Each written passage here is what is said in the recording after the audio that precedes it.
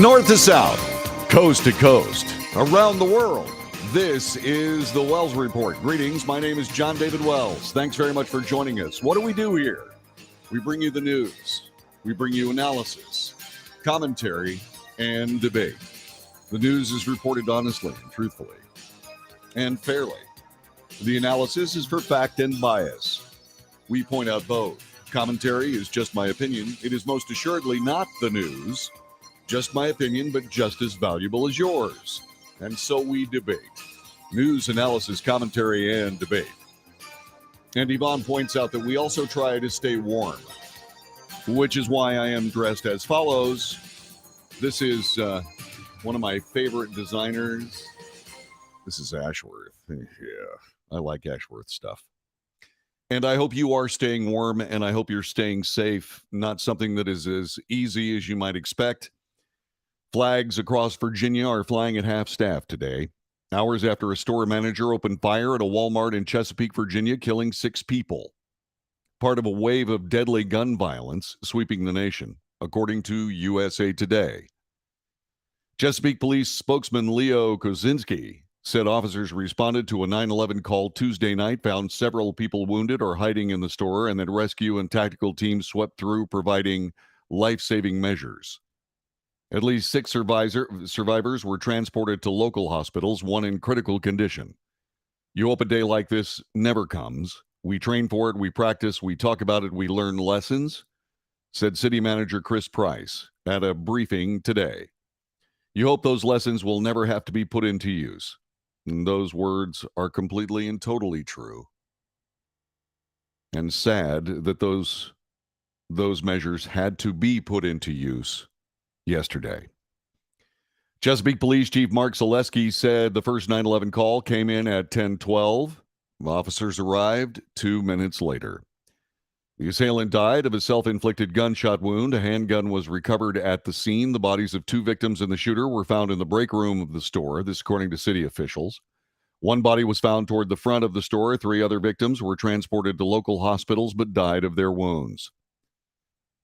Walmart identified the gunman as Andre Bing, a team leader working for the company since 2010.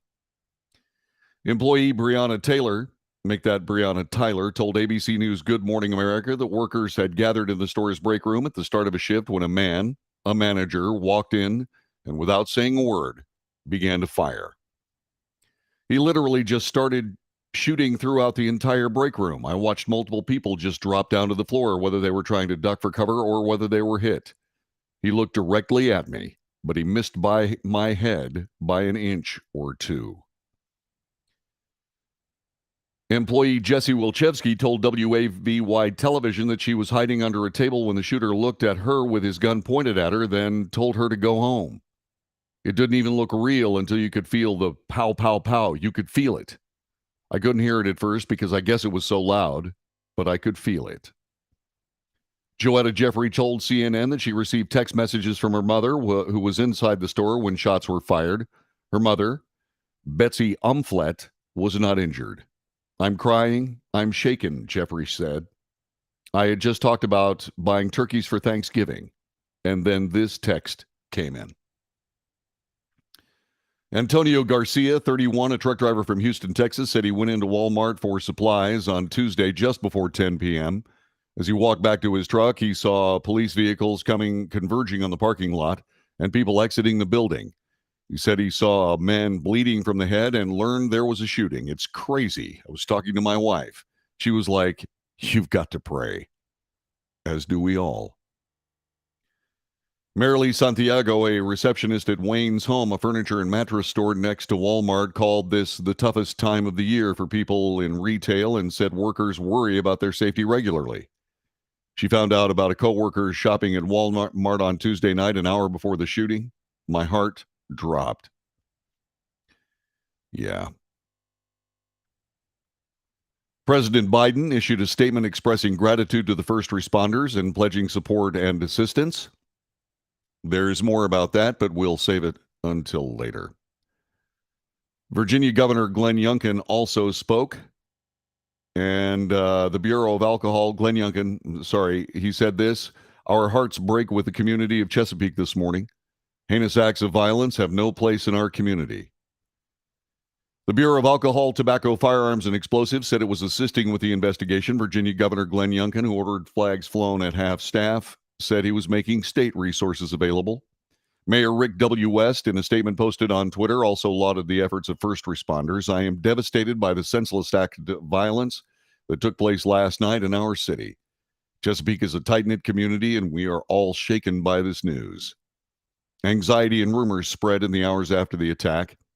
At 9:30 a.m. Wednesday, the city posted a notice on Twitter warning that rumors of an active shooter at Target in Chesapeake are untrue. Please help us control rumors by only sharing information from this account. Comic and former Saturday Night Live cast member Jay Farrow, a city native, vented on Twitter, "My heart goes out to my city and my rage grows from the redundancy of these acts. Right in my backyard, right where I grew up. Chesapeake is strong, will continue to be, but this has got to stop. Too many innocent lives lost, and not enough care to change it." Mary Glisson, 73, a housewife from nearby Great Bridge, was shopping in the area. Glisson, who said she sometimes stops at Walmart, heard the shooting on the news. "I thought I would stop and give condolences, I guess you would say." The shooting in Chesapeake is the latest incident to rock the country, coming days after a massacre in a well-known LGBTQ nightclub in Colorado Springs, Colorado, where 5 people were killed. Earlier this month, 3 University of Virginia football players were killed, 2 others hospitalized following a campus shooting.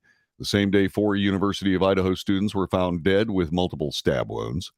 A database run by USA Today, the Associated Press, and Northeastern University that tracks mass killings since 2006 counts 40 mass killings so far this year. We don't know what the criteria of their count is. That is second to the 45 that occurred for all of 2019. The database defines a mass killing as at least 4 people killed, not including the killer. Families and friends seek word on loved ones. In Chesapeake, police tweeted that a family reunification site had been set up in the Chesapeake Convention Center. Among those gathered outside early today was Camille Buggs, a former Walmart employee who told the Virginian Pilot that she hoped to learn the fate of some of her former co-workers she had not been able to reach after the shooting. "You always say you don't think it would happen in your town, in your neighborhood, in your store, in your favorite store. That thing has me shocked." Sure it does. Stunned employees also gathered at the nearby Sam's Club, where attendance was taken. Police said all employees had been accounted for. A Walmart in El Paso, Texas, was the scene of one of the nation's bloodiest attacks in 2019 when a gunman police say was targeting Mexicans killed 22 people. Walmart released a statement on Twitter saying, "We are shocked at this tragic event in Chesapeake.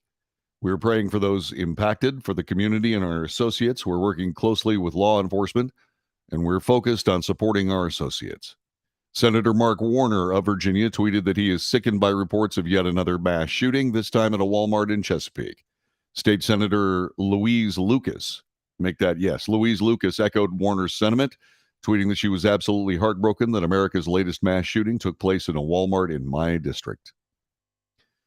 So Chesapeake is a city of about 250,000 people, 100 miles southeast of Richmond. The city sits on the Atlantic Intercoastal Waterway, a few miles from the Virginia Beach oceanfront and downtown Norfolk.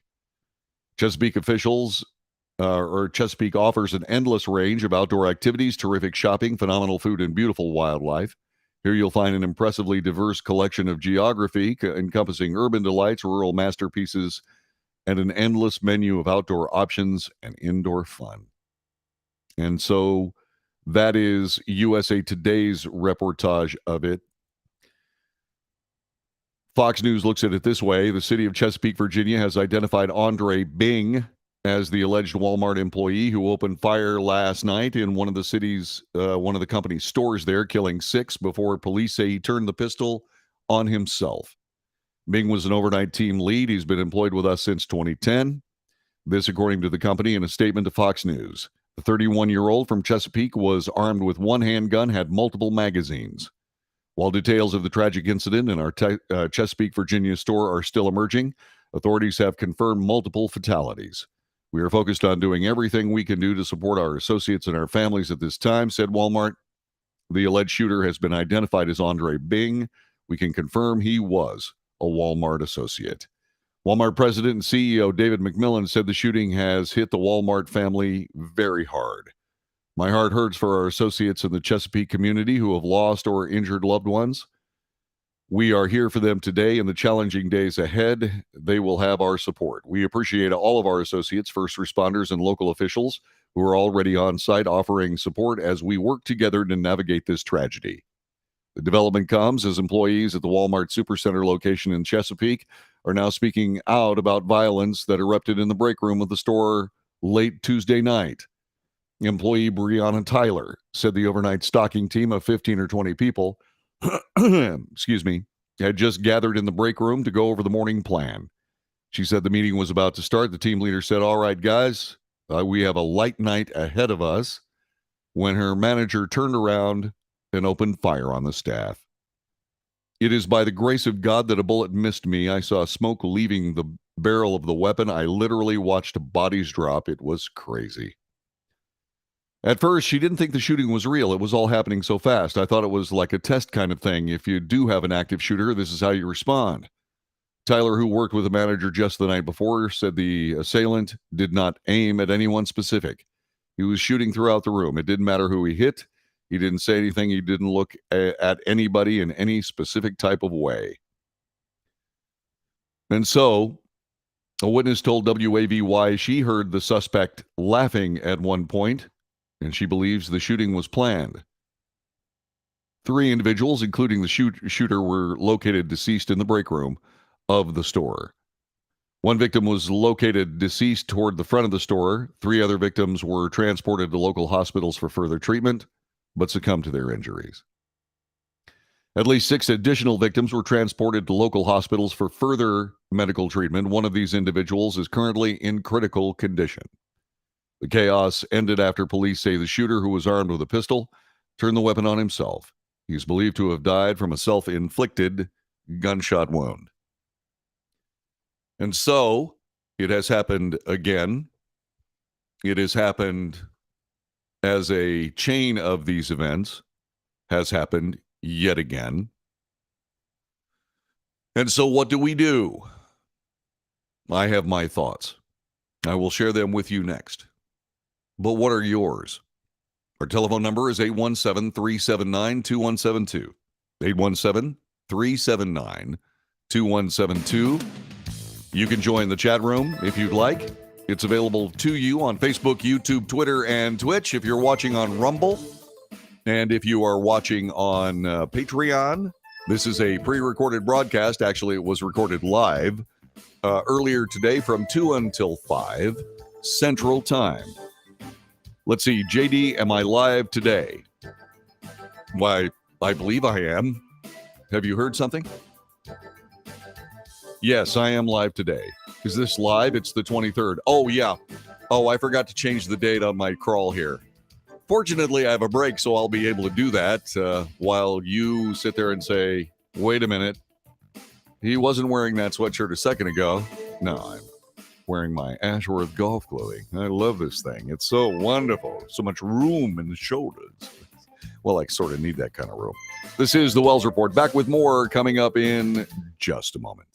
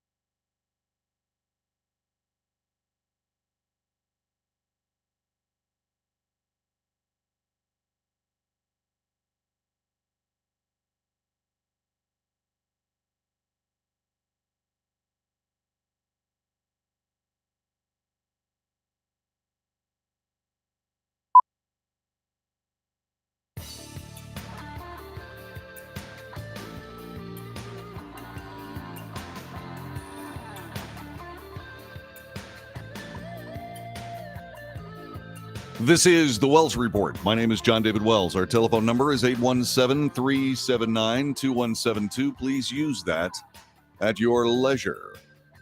We're talking about the Walmart shooting in Virginia last night. Police were there in 2 minutes.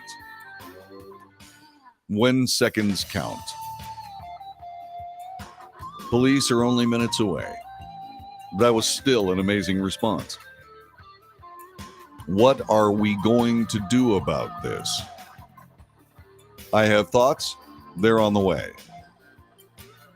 President Biden called for greater action on gun control in a statement released this morning after police said a store employee at a Virginia Walmart used a pistol to kill 6 people and wound 4 others. Quote, Jill and I agree for those families, for the Chesapeake community, and for the Commonwealth of Virginia, which just suffered a terrible shooting at the University of Virginia this month. We also mourn for all those across America who have lost loved ones to these tragic shootings. We must come together as a nation to stand against. This year, I signed the most significant gun reform in a generation, but that is not nearly enough. We must take greater action. The mass shooting at a store in Chesapeake, Virginia, was carried out by one of the store's employees, according to police. The male employee used a pistol in the attack, died of a self-inflicted gunshot wound. This according to Chesapeake Police Chief Mark Selesky. The condition of the 4 others hospitalized, it's actually 6 now, not immediately available, although 1 is in critical condition. The suspect was identified, and the incident is the latest in a string of shootings that has unfolded in Virginia. And so, I agree with the president. We must take greater action. All of us must do one of 2 things. Thing number 1, arm ourselves. Go out, get the proper training, get a concealed weapons permit, and carry your weapon after you train and train and train and train and train. I do it all the time. You can never know enough about defending yourself in a deadly force situation. You can never learn too much. You can never practice too much. The police can't do it. The government mustn't do it. We, the people, must do this work. All of this can stop anytime we choose. What's the other thing, John David? You said there were 2. Yeah. Not everybody wants to carry a weapon. Not everybody wants to carry a weapon. So carry a first aid kit. Keep it with you. And I'm talking about a real one. When you have a chance, do something for yourself. Go take an EMT basic course, emergency medical technician course. It's like first aid on steroids. And if you enjoy it, pursue it. But get a very, very good, serious first aid kit and know how to use everything in it. So those are the things we must do to stand together to fix this. As soon as it is a widely known fact that if someone sees fit to show up at a Walmart or at a nightclub or something along that line with a weapon to do mayhem, that very likely his life will end long before he has a chance to pull the trigger more than a few times. This will stop. I don't know whether the employees at Walmart are allowed to carry weapons. My suspicion is that they are not. And oh, by the way, the president and signing meaningful gun control, he wants to do more. Why? The people in the break room in Walmart were doing exactly what a disarmed public would do under a similar circumstance. So they died exactly the way the president wanted them to. Thanks. I think I'll go out on my own terms. This is the Wells Report. Back with more in just a moment.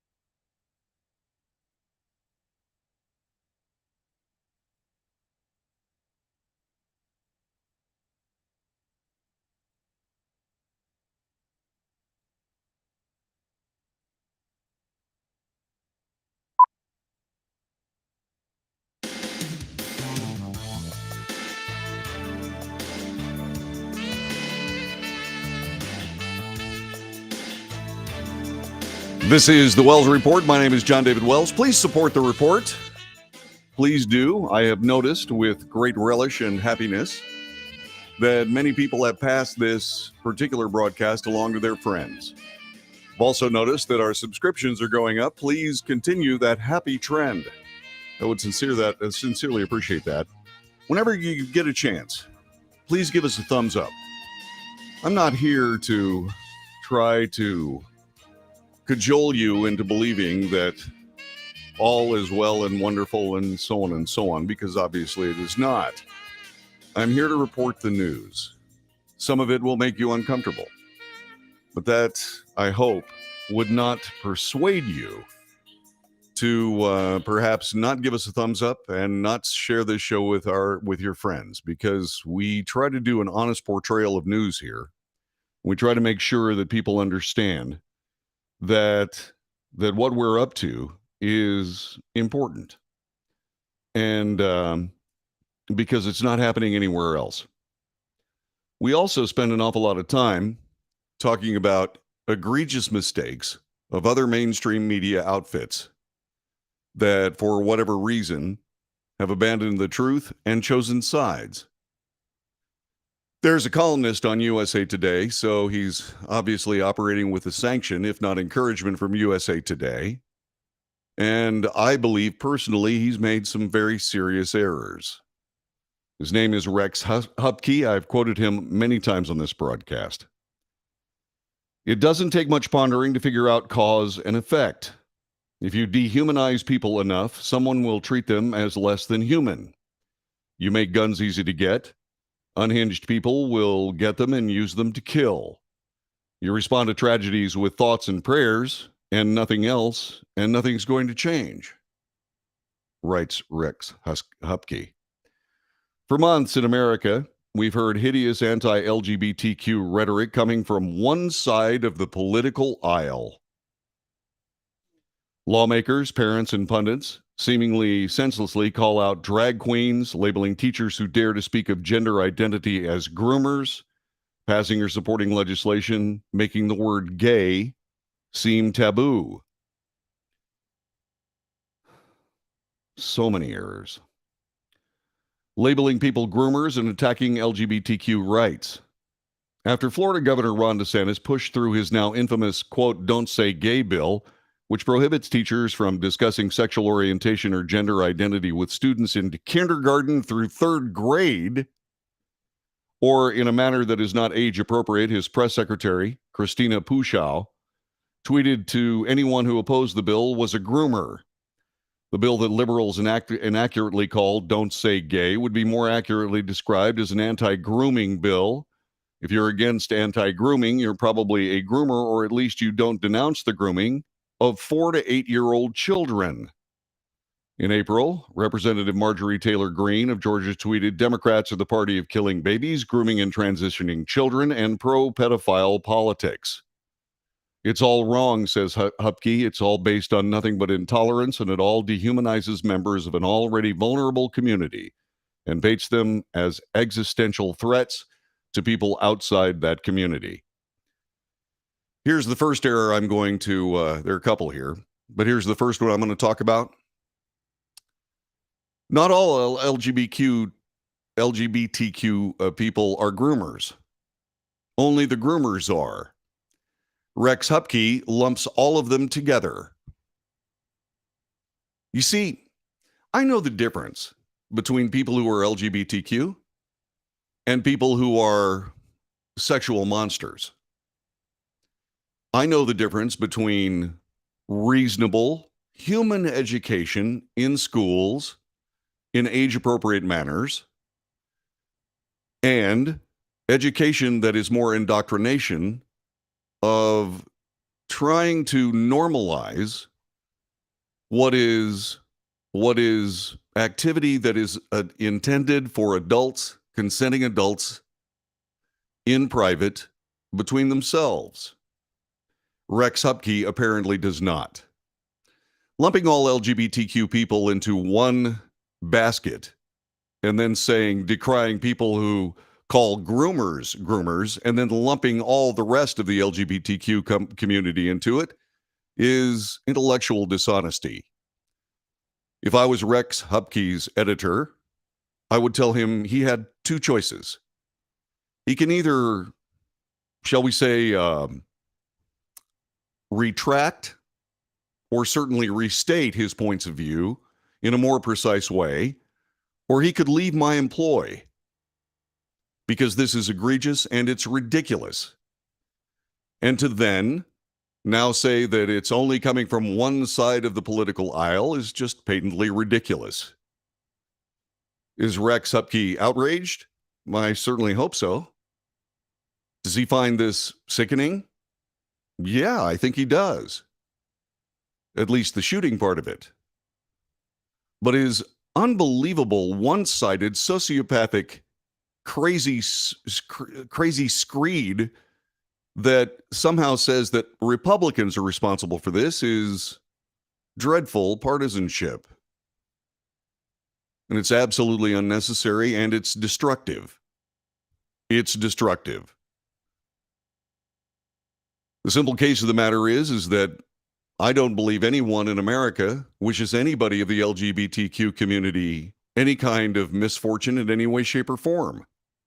Because most of us can tell the difference between LGBTQ people and people who are sexual monsters grooming our kids. It is unnecessary for kids in kindergarten through third grade to have any kind of education regarding the LGBTQ community at all. As far as taking someone who is, say, for example, showing some kind of confusion regarding gender roles in the United States, and then encouraging their gender dysphoria to the point of sexual mutilation and permanent sterility before they can drive, before they can vote, before they can do anything as an adult is monstrous. This is just my view. It's monstrous. What you do after you're 18, that's you. That's your business. That's all I have to say about that, except that people say, well, these kids are doing themselves in. Kids have been doing themselves in for all kinds of reasons ever since human beings had kids. It is tragic. It is horrifying. It is a terrible, terrible loss. But to narrowly cast someone who disagrees with you politically as some kind of homophobic, transphobic, LGBTQ-phobic, monstrous fool is indeed itself a foolish and horrendously stupid act. And yes, I'm calling out Rex Hupke today as foolish and horrendously stupid. I just want to make that absolutely plain. He goes on. Now we have a mass shooting at an LGBTQ nightclub in Colorado. We have 5 dead and 17 wounded in an already frightened community with even more to fear. What did you think was going to happen? Do you think that all hate would just drift up into the ether? Did you think in a country filled with guns and rage it was all just harmless talk? This ain't rocket science. It's cause and effect. It's 2 points connected with a straight line. Only in your very limited intellectual capability, Mr. Hupke. It's ridiculous. And then he goes on to say, spare me the excuses. We've seen this before. I can hear righteous retorts already. Don't blame other people. Some will say nobody was calling for violence. They cried. Democrats use the same kind of rhetoric. Right-wing pundits will lie. No? Strangely, 2 things. 1, I'm not a right-wing pundit. And 2, I'm not lying. Nuts to that. This isn't finger pointing, it's logic. And it's a pattern we've seen before. It is twisted logic. Twisted logic. And so we find that all of this has to do with Republicans. All of this has to do with LGBTQ phobic people. All of this is essentially the fault of American politics. Well, Mr. Hupke, perhaps you might want to read this article. Public defenders representing Anderson Lee Aldrich, the suspect accused of killing 5 people, injuring 17 more in a mass shooting at a gay nightclub in Colorado Springs, are now describing the 22-year-old in court documents as, quote, non-binary.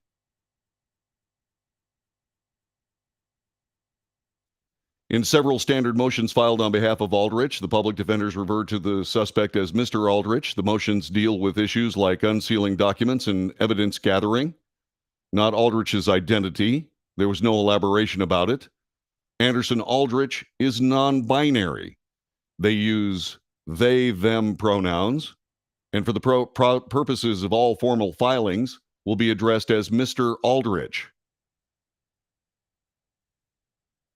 So the person responsible for the shooting decried by Rex Hupke is a member of the actual community.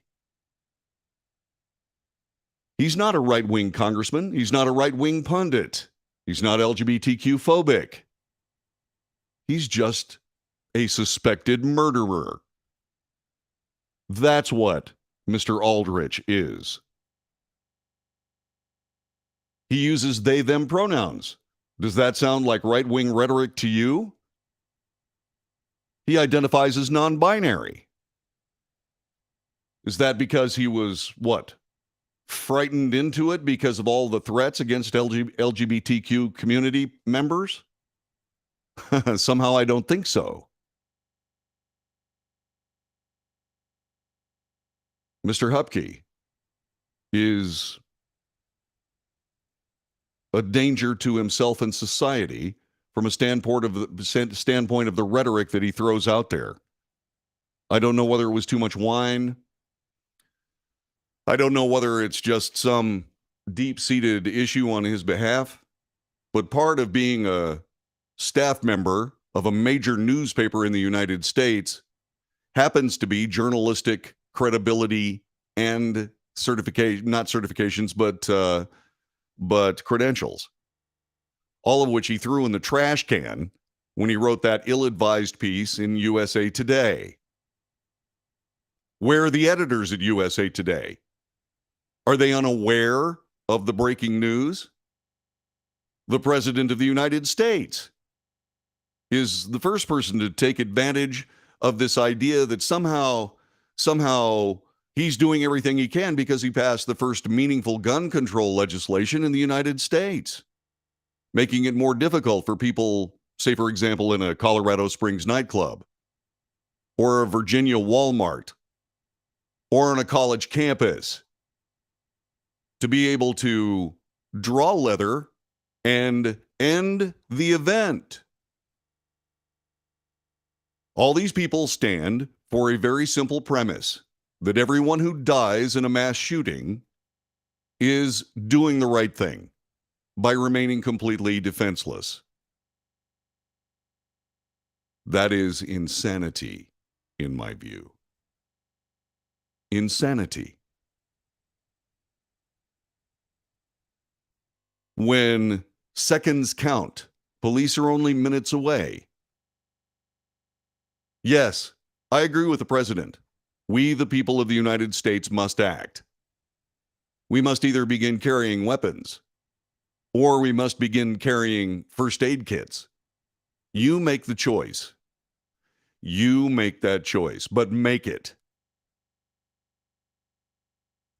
All of these companies that say, you are not allowed to carry firearms on our premises. Those people are at least as culpable as rhetoric flying around. The people of the left have used all kinds of very harsh rhetoric in their own right. I've been called a Nazi. I've been called a bigot. I've been called a terrorist. I've been called all manner of things that are absolutely not true. Does it annoy me? Sure. But do I know the difference between, say, for example, something that's an annoyance and something that should cause me to take up arms and go try to do something completely and totally against our laws, not just the American law, not just the world law, but the laws of God. Thou shalt not kill. No, that's not the reason. This kid apparently was bullied in school. Why? I'll tell you why. Because the people running the school don't know the difference between a bully and a victim. And because bullying serves a political advantage in schools. Where am I getting this wrong?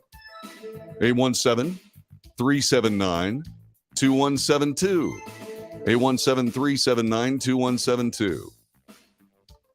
Groomers are groomers. Sexual monsters are sexual monsters. They're not created by Republican rhetoric. This is the Wells Report. Back with more in a moment.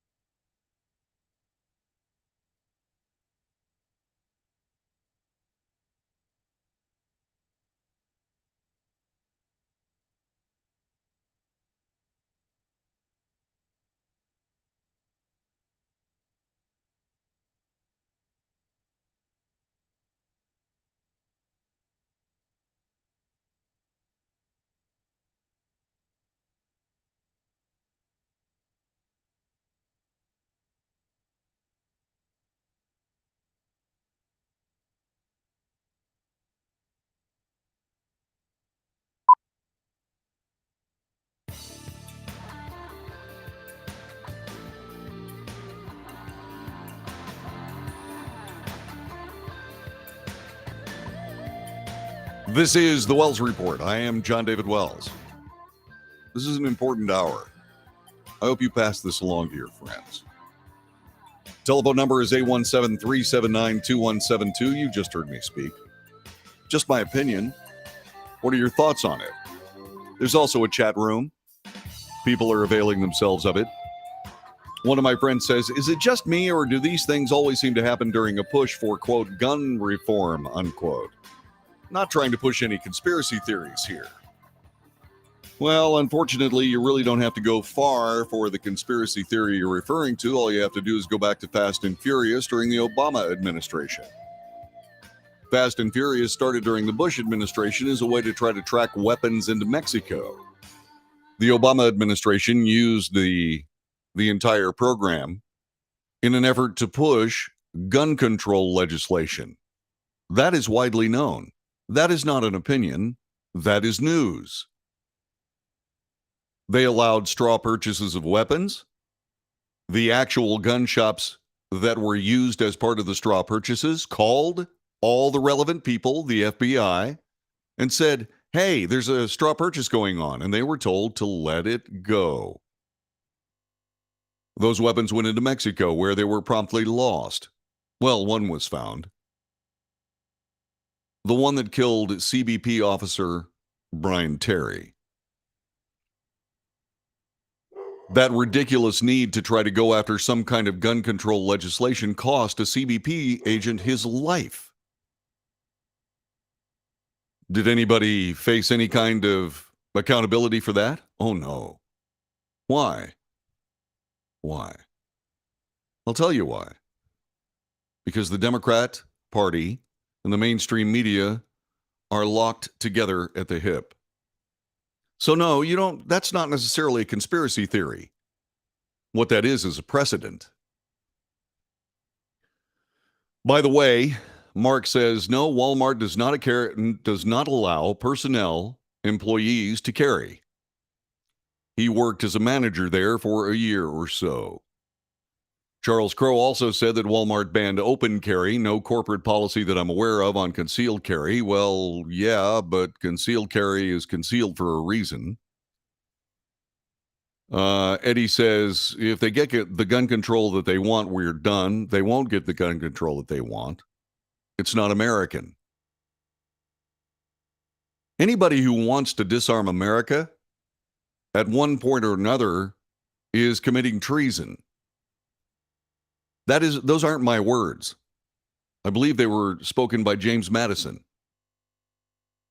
The disarming of America is a totalitarian ploy. If you don't believe me, then revisit why you won't go visit Australia. Because they decided to turn in their weapons, and the police started beating other people in the street.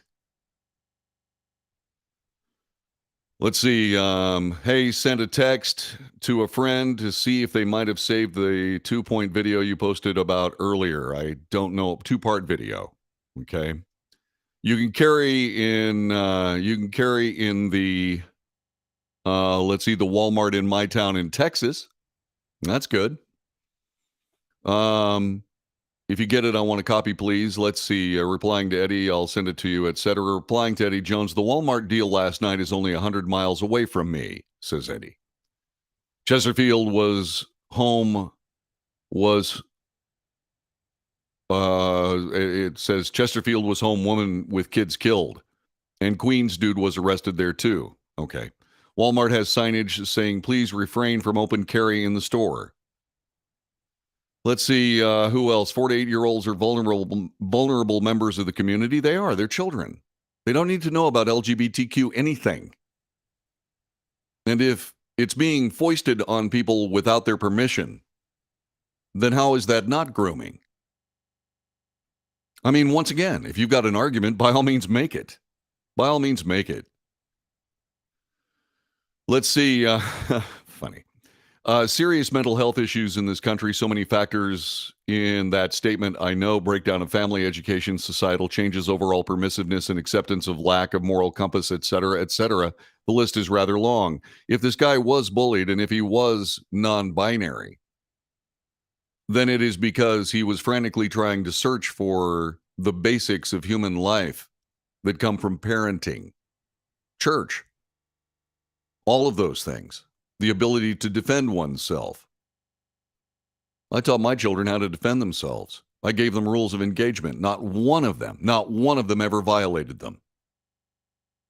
The only one that was ever bullied was only bullied until I gave him permission to knock the guy out and taught him how. And then went to the school and explained that that was going to happen next. They explained to me, my God, we'll throw him out of school. No, you won't. He's complained about this 3 times, right? Well, yes. He's defending himself. Why does the world hate children so much as to subject them to the sex lives of others and even go so far as to mutilate them? It's despicable. Yeah. There's no reason why any of this should be discussed before fifth grade. Fifth grade? I think we ought to wait until they're out of puberty, thank you. And we shouldn't stop that, by the way. Why are they already afraid? It could be because the politicized media tells them to be afraid. Why not blame the guy who did the shooting? Why does it have to be some grand design for all of mankind? Right. Disagreement with someone's behavior, life choices, etc. does not equate here. I'm not saying no LGBTQ plus person has ever been injured for their status, but I think we'd be hard-pressed to find more reality in that. I agree. This is the Wells Report. Hour number 1 in the books. Hour number 2 is next. Thanks very much. Very good debate. Very well done. Thank you so much, and I'll be back in just a moment.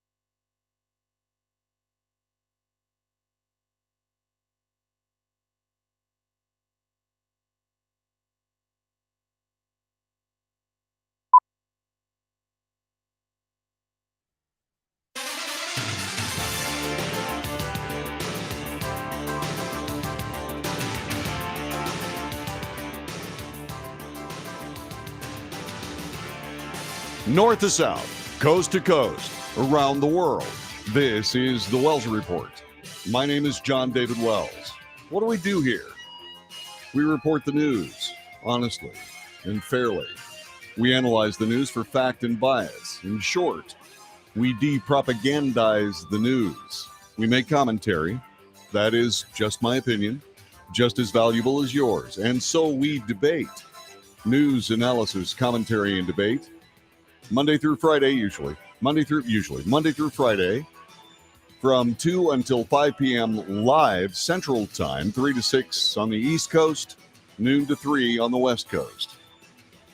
And so if you happen to be watching on, say, for example, Patreon or on Rumble, you are seeing a broadcast that was pre-recorded for your enjoyment in your time zone. In other words, whenever you want to watch it.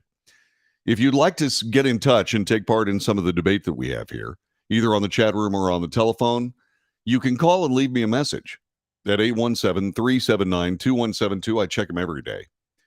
And or you can write me an email, thewellsreport@frontier.com. thewellsreport@frontier.com. Please do. But when you do that, in the subject line, please write the name of the platform that you're watching it on so I know it's you. Last hour, we talked about the horrific Walmart shooting. We spent some time talking about those people who reacted to it, including the President of the United States, and an unfortunate column written by a guy who, I don't know, maybe allowed his outrage to overwhelm his both intellect and judgment, Rex Hupke. I stand by everything that I said in that hour, and I hope that you go back and review it at your earliest opportunity. A part of that, part of Mr. Hupsky's treatise today, had to do with loose language that he blamed for the shooting in Colorado Springs. Little did he know that the person who perpetrated the shooting or allegedly perpetrated the shooting, is described as a member of that same LGBTQ plus community. But then again, being a journalist is very, very difficult. Sometimes you speak when you should research. I have learned. And since I started doing this journalistic effort on the day of the 9/11 attacks some 21 years ago, I am still in a situation where I have learned. It didn't take me long to realize that you had to do more work than your outrage would allow you to sometimes see. I learned that lesson a long time ago. It's a pity that Rex Hupke didn't. When Joe Biden was running for the presidency in 2020, I sat at this microphone, and I said, I sort of listed what Joe Biden was good at and what he wasn't good at.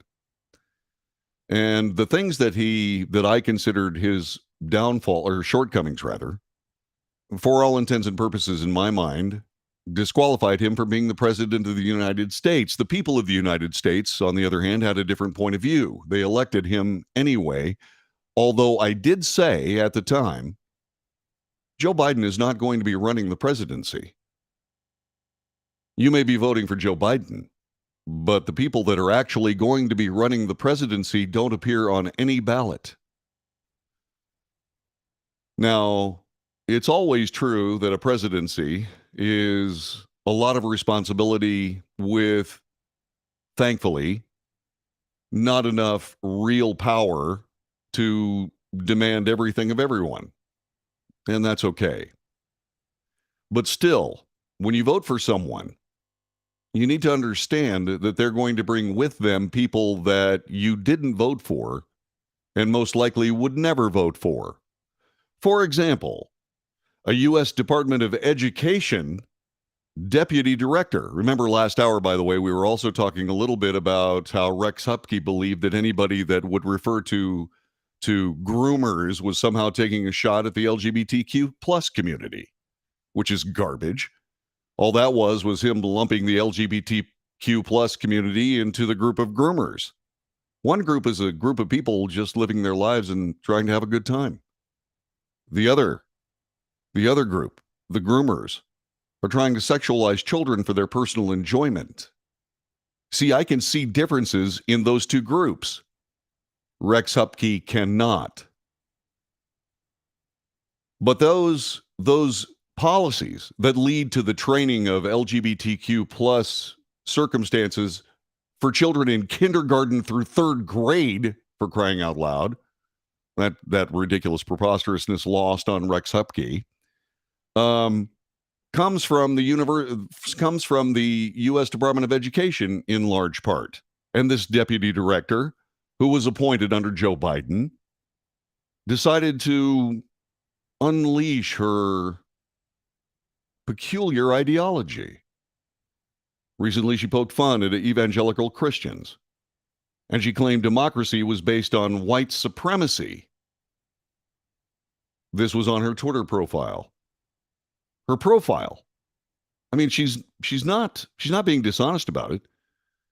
She's just, shall we say, outside the mainstream thought, I believe. Christina Ishmael's Twitter account was put on private day before yesterday, but not before Fox News Digital documented dozens of her claims about white people and white supremacists, purported ties to American democracy, evangelical Christians, and fat phobia, which Fox News, by the way, says is a bias against fat people. Wouldn't that be fat bias? Ishmael is the deputy director in the Office of Educational Technology. The office implements policies for equity of access to technology. Here's what she says, quote, democracy is also built on white supremacy, which I see perpetuated in education circles when BIPOC folk, let's see, I better find out what BIPOC teachers are. Let's see, I used to know this.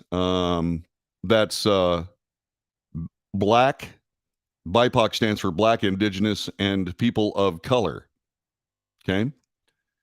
So BIPOC folks are being told they're too negative by addressing real issues instead of superlatives. Well, once again, BIPOC folks don't speak for the mainstream of America. And when they try to speak for the mainstream of America and they're criticized, that is not some kind of a negative bias toward them. It's just simple reality.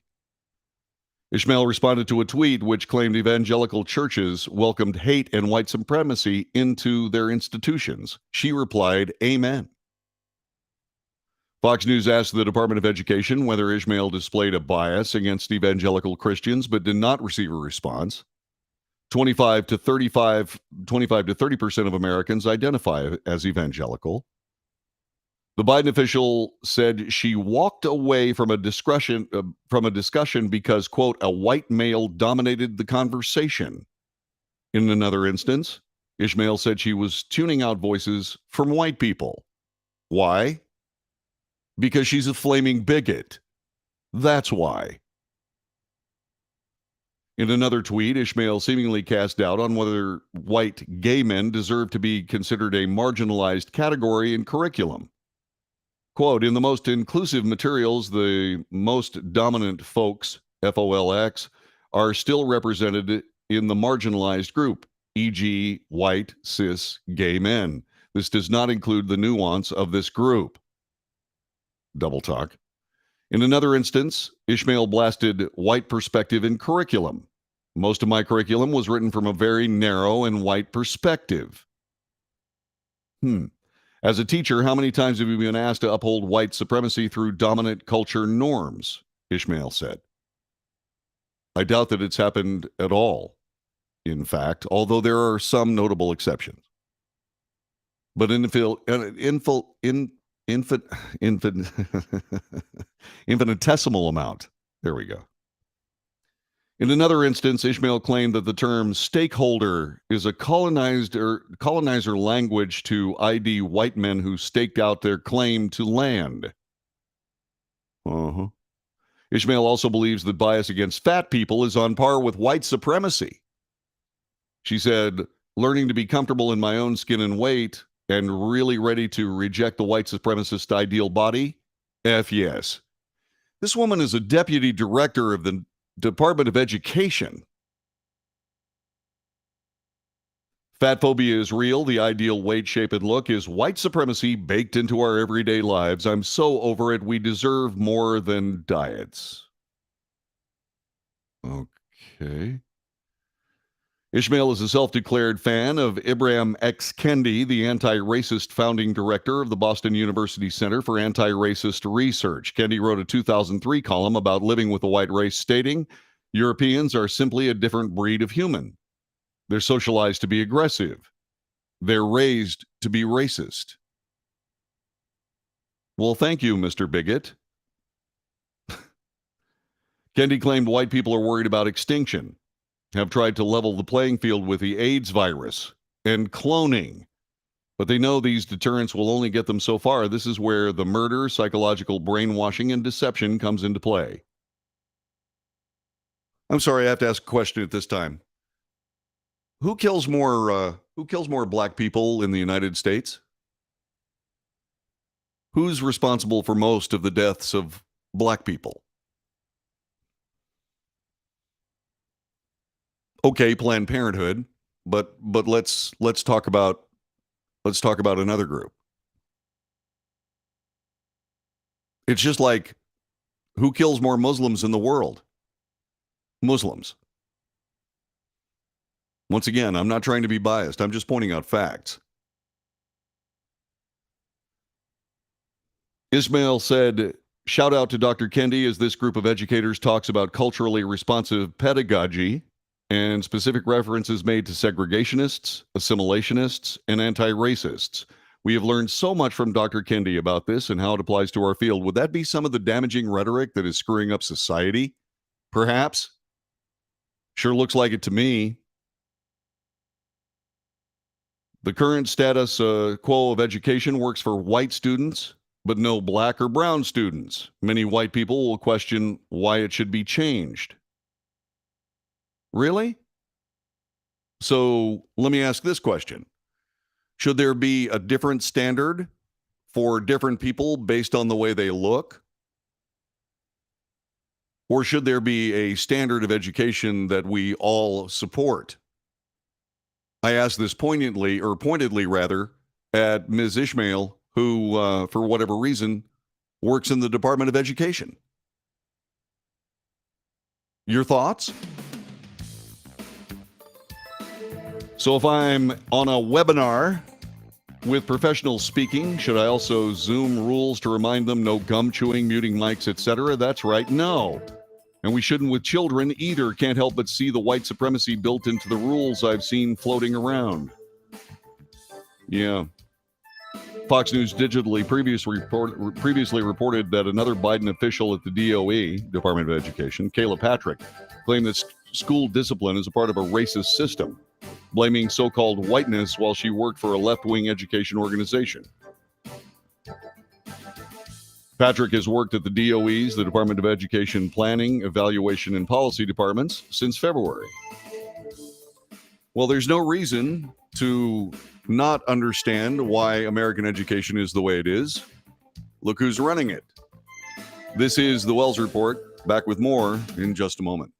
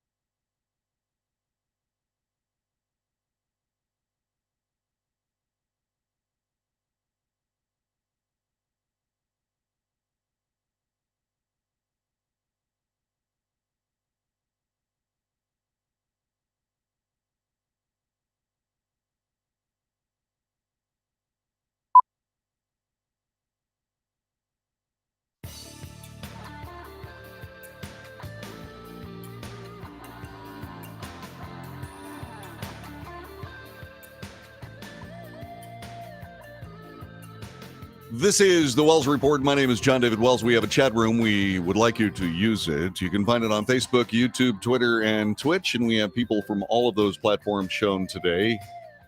Gary says the alphabet soup community is 1% of the population. The media gives them 99% attention. It's in commercials now, too.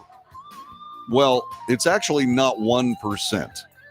There was this very illuminating map that was published last week that talks about the number of declared LGBTQ plus persons in every given state. The average was right around 5.3%. 5.3%. I'll let you try to balance the coverage question being asked by Gary. Good question. Yvonne is going to go buy some green onions and mail a couple of cards back ASAP. Guess what happened just a moment ago? I was smelling this wonderful thing in my house.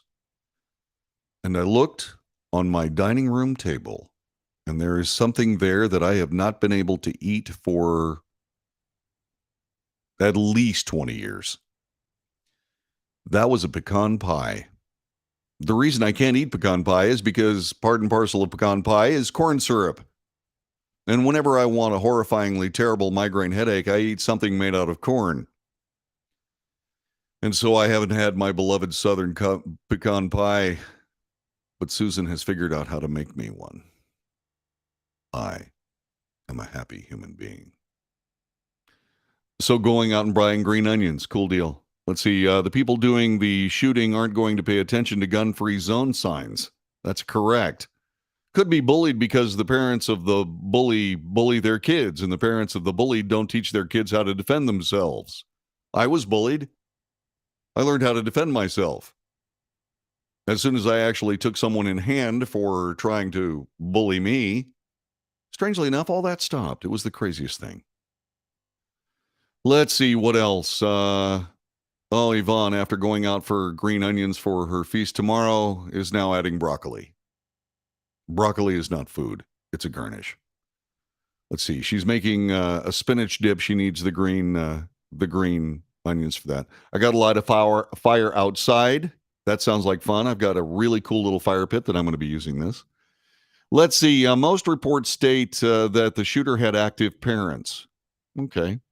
These open carry will stop the shootings has failed, except in places where they don't allow open carry, Isaac.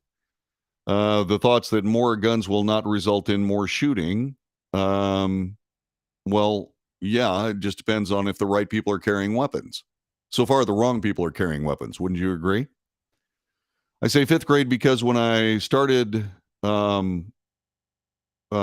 teaching at home, I started asking questions, but it's not anything I'd expect him to learn in school. That's what parents are for, sure. Parents should decide when and at what depth to discuss those issues with their kids based on maturity, curiosity, the ability to understand.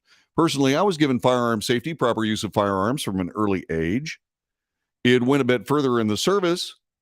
I've taken a couple of classes over the years as well. I try to stay proficient with any firearm I might have. Still, I don't know how I might respond in an active shooter situation. Hope I never need to find out. Me too. Me too. Let's see. I'm not going to say that one. It's good, though. Thankful for the Wells Report ever since I first heard it in Las Vegas. And now I have found you again. Why, thank you very much, sir. Marksing right along? Okay, well, I'm glad you're back. I missed you. Tell me a little bit more about you in the chat room. Please, by all means. News stations seem to want the scoop rather than waiting for facts to become clear. Of course, unfortunately, this is a narrative-driven media today. Wadeism, massism, gravity deniers. Maybe it's just your reality, says Isaac. I don't know what you're talking about, Isaac. Look at history. Most of the signers of the Constitution were slaveholders. Yeah. How long did it take the United States to get rid of slavery? Less than a century. Less than a century. That's a pretty good achievement considering it still goes on today, doesn't it? There's more. Back with it in just a moment. This is the Wells Report.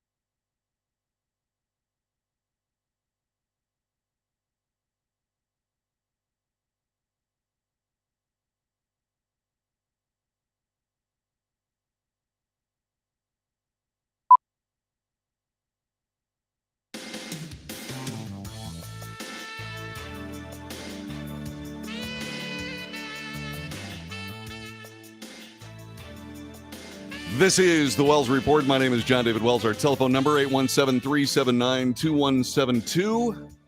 You can also reach us via the chat room, which is flying today. I was discussing the strange musings of a deputy director of the Department of Education. And I asked, after she had pointed out that the reason there was so much violence in the United States, well, it was all because of white supremacy.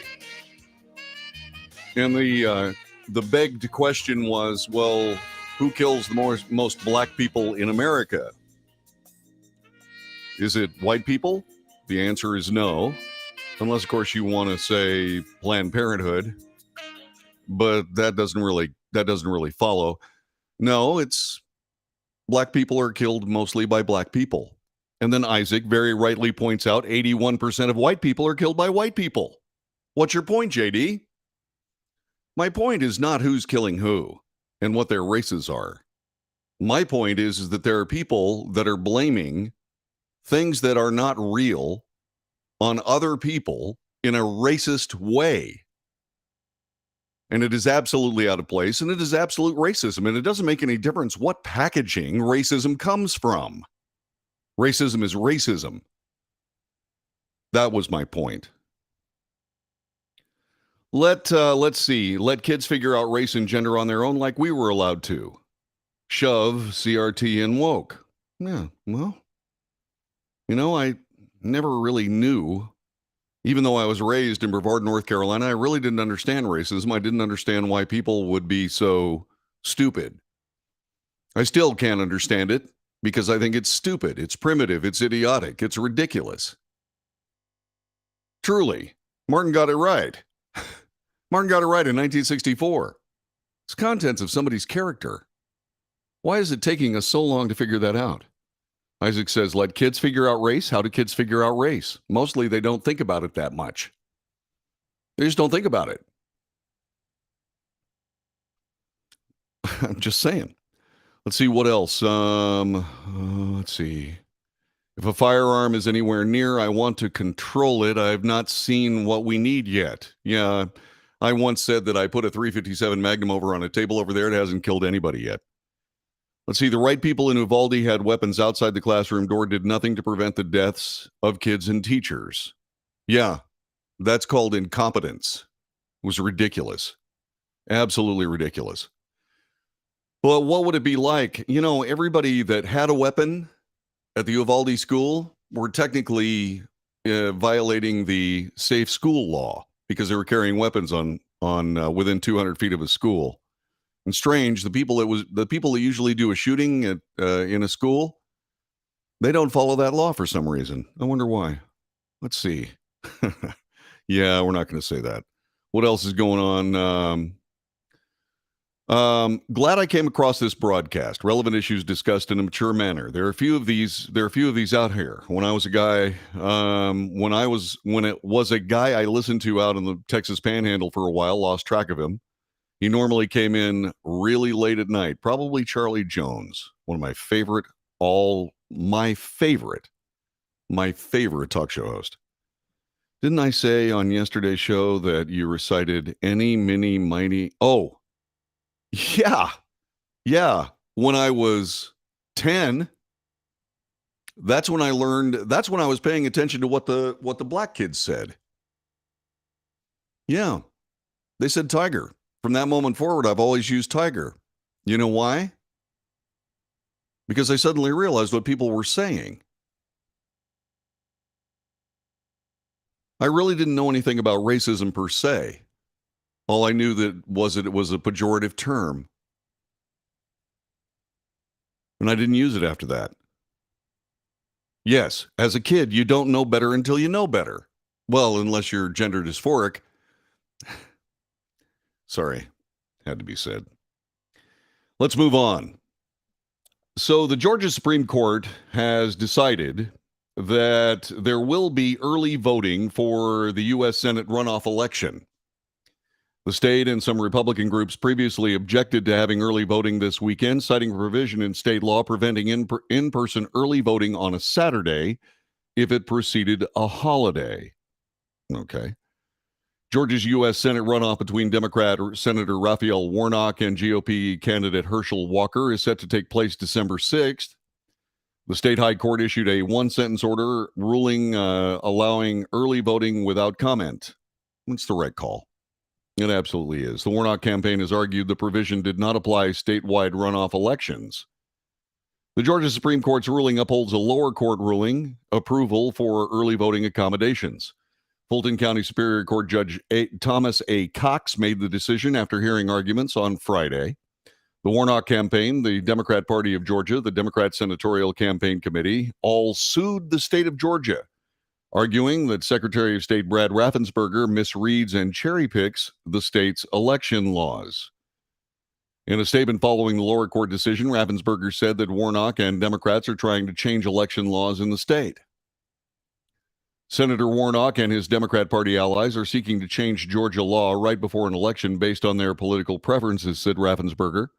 Instead of muddying the water and pressuring counties to ignore Georgia law, Senator Warnock should be allowing county election officials to continue preparations for the upcoming runoff. I said something today, and I hope that you saw it on Twitter. What I said was this. Well, actually, what I'll say is I'll start with a question. Who should be responsible for arguing against the most honest, the most real, the most truthful elections in the United States? What group of people should be arguing for those things? 817-379-2172. 817-379-2172.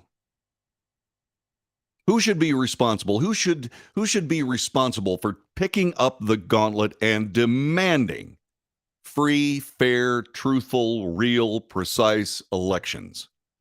What group of people should be doing that? Anybody? I'm waiting for the chat room. I'm seeing if somebody's going to say something. Yeah. Right.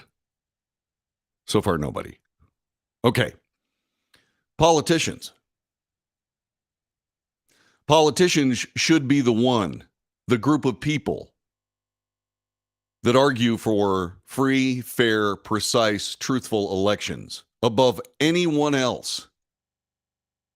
They should be responsible for pushing those laws. They should be responsible for picture ID at polling places.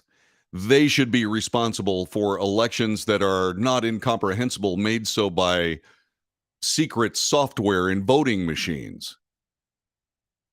They should be the ones pushing this. Joe Biden said he wanted to be a unifier. He had an opportunity after the 2020 election. President Trump said, there's some problems here. Joe Biden should have said, you know what? I think you're right, Mr. President. Let's go see what's going on. But he didn't. Why? Two reasons. One, he was profiting by what may have happened in the 2020 election, or perhaps thought that he was profiting by what may have happened in the 2020 election, or he was afraid he might end up losing. Those are the only two reasons. He could have been a unifier right there on the spot. I mean, think about it for just a couple of minutes. Theoretically, he won by 7 million votes. If election fraud is such a minor issue, then why would there have been any problem with taking a couple of weeks and getting to the bottom of some of these things? That was a mistake. It was a mistake because, in my view, if he had won that election, which he did, by the way, what I'm saying is that if he had made sure that he won that election, that would have been a real unifying moment for the people of the United States, and he blew it. Why? Because politics became more important than truth. We see that every single day. We see that every single day. We do. Politics trumps truth. Politics trumps reality. In the old Soviet Union, politics actually trumped nuclear physics. And we got Chernobyl out of that. It also destroyed the government. Do we have to repeat that mistake here in the United States? The answer is no. We need to learn from it. Our elections are sacrosanct. These are the opportunities of the people to direct our government. Isn't it strange that people in power these days believe the government is supposed to direct the people? No. The government is supposed to facilitate the people, keep the peace, keep security insofar as they can, provide the greatest nation in the history of the human endeavor. But once again, politics not only trumping reality, but actually trumping centuries of absolute proof that this system is just fine. Thank you very much. This must stop. This must absolutely stop. But yet, for whatever reason, there needs to be some kind of interference in the actual process. There has to be some kind of opportunity to wad up and throw away just enough of reality so that we can win the next election. Why in heaven's name would Raphael Warnock want fewer people voting? This is arguably one of the most important elections in one of the most important midterms in the history of the United States. Why would he want fewer people voting? Because of politics. He believes he stands a better chance of winning the election if fewer people vote. How does that square with people talking about how democracy is at stake? Because people come up with, I don't know, reasoned, cogent election law that inhibits cheating. Stacey Abrams, famously going down in flames in the Georgia gubernatorial election, talked about voter suppression. More people voted in Georgia than in any election ever. How's that voter suppression? Sounds to me like it's voter encouragement. We need people that actually know why they're taking part in the electoral political process. And we have to know that these elections are truthful and real.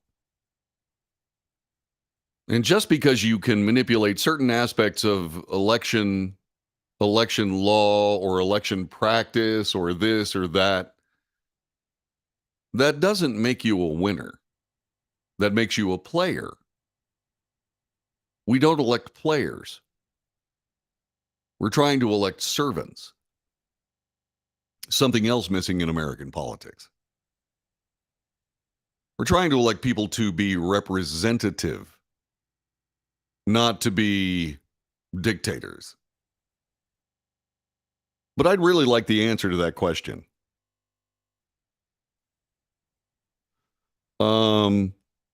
Isaac says he thinks I got that wrong. Let me read this one more time. The Georgia Supreme Court ruled that early voting is okay. Warnock's campaign, the Democrat Party of Georgia, the Democrat Senatorial Campaign Committee, all sued the state of Georgia, arguing that Secretary of State Brad Raffensperger's misreads and cherry picks the election laws. Well, he's the one that came up with early voting, and they were trying to stop early voting. I don't think I got it wrong on that one. Let's see. Georgia Supreme Court ruled in favor. State and Republican groups previously objected to having early voting, citing a provision in state law preventing, yes. Georgia's runoff between Democrats Senator set to take place. The High Court issued a one-sentence rule. The Warnock campaign argued the provision does not apply to statewide runoff elections. Why would they sue? Why would they sue under those circumstances? Senator Warnock and his Democrat Party allies are seeking of changing Georgia law right before an election based on their political preferences instead of muddying the water. You know what, Isaac? I think you're right. I think I misread that. I think I did. I've got to correct that. No. Okay. So yes, Senator Raphael Warnock. That was why it wasn't making sense to me. Why would Senator Raphael Warnock want to inhibit people voting in the most important election in Georgia since the last most important election in Georgia? Isaac, thanks very much for the catch. More about that in a minute. You're listening to the Wells Report. My name is John David Wells. Our telephone number is 817-379-2172. 817-379-2172. This is the Wells Report. Back with more in a moment.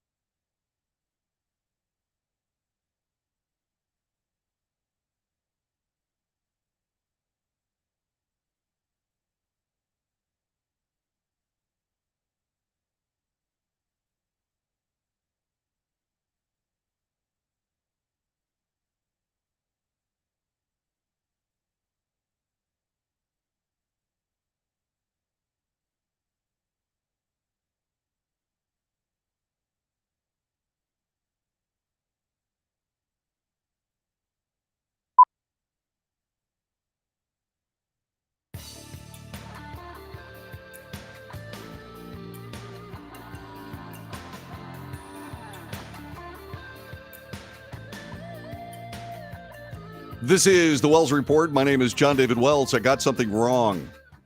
Isaac, thank you so much. Thank you so much for catching that. I got to be honest with you. I don't know how I managed to reverse that.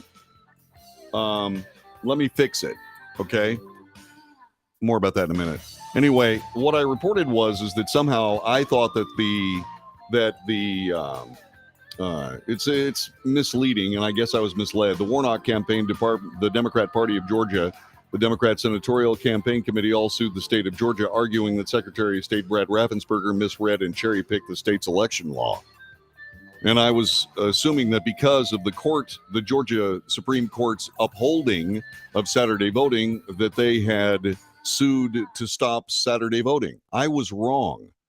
Apparently, what was going on was this: in a state, the state and some Republican groups previously objected to having early voting this weekend, citing a provision in state law preventing in-person early voting on a Saturday if it preceded a holiday, which, in my humble opinion, is complete. It's ridiculous. You want the most people voting, period. Apologies to Senator Warnock. Sorry, man, got it wrong. And I want to make sure that we get that right. Okay, so here's the situation here. Like I said, I deal with a few hundred concepts every single day, and my average is pretty good, somewhere north of 99.8%. But that one I got wrong. And Isaac, that's why I have chat rooms. That's why we debate. That's why we have all of it. That's the check and balance of me making a mistake. So Isaac, thank you very much, man. I'm sorry about that. Got that one wrong. So Senator Warnock is completely correct. All right. The people that I'm talking about who, for whatever reason, okay, you can't vote on a Saturday on alternate weeks where there's a holiday that's spelled with more than 5 letters. You can't vote on those Saturdays because, well, I'm sorry. That's garbage. See, I don't have any problem with early voting. The voting that I have a problem with is mail-in voting. Okay, I really have a problem with that. I believe that protracted early voting is probably a problem, but I believe I have a real problem with mail-in voting. I believe that the stewardship of the nation means that you have to take time out of your life to go vote. I think that's an important precursor of how we got the country we got, and anybody. And I'm surprised that Republicans would be so stupid and narrow. I don't have any idea why that would be, especially when you consider that I reported last week that in midterm elections, Republicans usually fare better. From a standpoint of runoff elections, because the turnout is much lower, and typically Republicans do better on those elections. Why would they be against it? You want as many people voting as you possibly can. So all of the nasty stuff that I said, not that it was nasty, all the observations I made and assigned to Senator Warnock. Now, please do assign to whoever these people are. Let's see, the state and some Republican groups. You see, that's why I discuss things in terms of politicians instead of Republicans and Democrats. There is no excuse for the Republican Party, Republican groups, or a Republican state to do anything to stop voting. Of course, there should be early voting. It's absolutely ridiculous. It's absolutely ridiculous that anybody would stand in the way of that. My apologies to Senator Warnock. Once again, like I said, I get things wrong from time to time, but one of the beauties of this show is that that's built into the cake. Not me getting something wrong, but somebody saying, John David, you got that wrong, bonehead. By the way, let me double check something here. JD, I think you got it backwards. Warnock wants all eligible Georgians to vote. Okay, I'm sorry. I quoted him as calling me a bonehead. He didn't call me a bonehead this time. That's good. All right. Let's see. Thanks again. Gary's leaving. Have a great Thanksgiving. Chat with y'all. Cooking tomorrow, working today. Yeah. I'm going to do my typical Thanksgiving thing. By the way, next hour we'll be talking about Thanksgiving. We've got one thing that sort of moved it to the back half of the hour, but we'll be talking about Thanksgiving and so on. So sort of save up. Let's see. It's outrageous how many politicians have gotten filthy rich. Yeah, that's a problem. Let's see. These elections are totally unacceptable. They can be manipulated and corrupted. That's true. Absolutely true. But as we've seen, that is not necessarily a Democrat thing. The Republicans were trying to quell early voting in the state of Georgia. Boneheads. I knew I could work that in there if I just kept thinking about it. Telephone number 817-379-2172, 817-379-2172. I'm serious about this. One of the reasons why I have input on these broadcasts is to make sure we get it right. Not me. I don't have my ego tied up into this show. I will absolutely stand up and say, boy, I got that wrong. and then I'll fix it, because that's the point. We should end up with more truth after this broadcast than we do at the beginning of this broadcast. And I do. I depend on you to get that right, to help me get that right. And thank you for doing so. All right. This is the Wells Report. It's the day before Thanksgiving. My wife made me a pecan pie. Yeah. Haven't had one of those in 20 years. Too much corn syrup. Can't eat corn. I'm allergic to corn. Yikes. It's the Wells Report. Stick around. We'll have more coming up next hour. Thanks for joining us. And just like that, hour number 2 in the books. Thanks very much. Again, Isaac, thank you. You are a man. See you in a minute.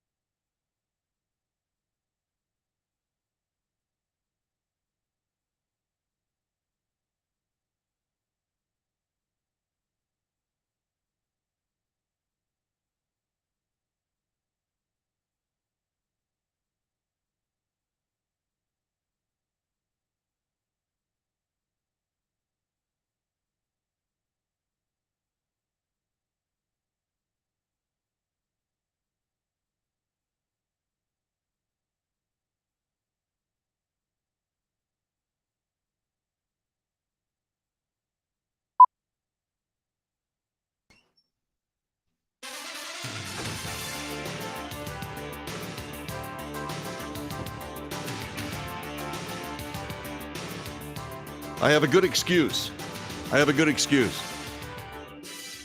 Hi, this is the Wells Report.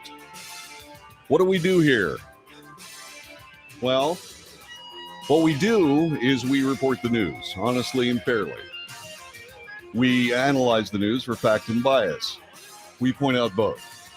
I make commentary. That's not the news. It's just my opinion, just as valuable as yours. And that's why we debate. News, analysis, commentary, and debate. It's what we do here on the Wells Report. Thanks very much for being a part of our broadcast. And so, I was going to tell you about the excuse. Okay, John, why were you late back to the show? Well, there was a reason. You know what this is? This is my Yeti coffee mug. It's filled with delicious coffee. What kind of delicious coffee? Why, Starbucks Christmas Blend, which is different than their holiday blend. Christmas Blend. Best coffee in the world. Oh, bliss. Normally, I make coffee in the morning. And I make coffee in this house because my wife says I make coffee better than she does. The reason is because I actually put some thought into it. I discovered that a rounded half cup of coffee with 12 cups of water is the definitive coffee recipe. Try it. Just very slightly rounded, half cup of coffee in your favorite coffee maker, but one that has the capability of making 12 cups of coffee. That is the official recipe of the Wells Report.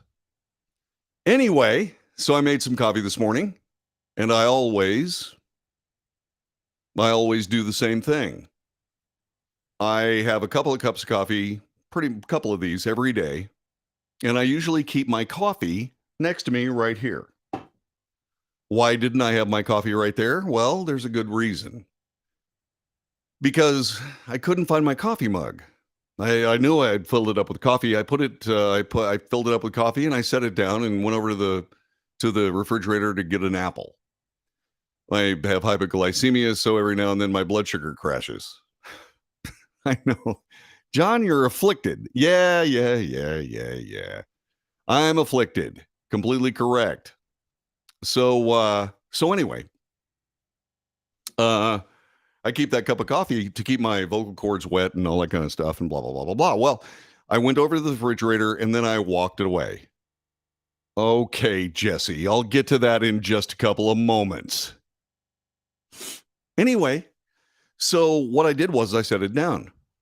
Now, that was in the area where we normally put dishes about to be washed.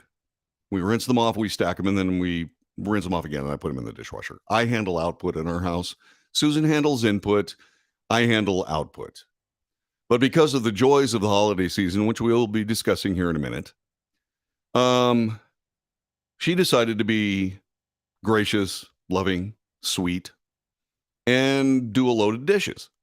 She picked up my coffee mug and put it in the dishwasher after pouring out a perfectly dispensed cup of coffee.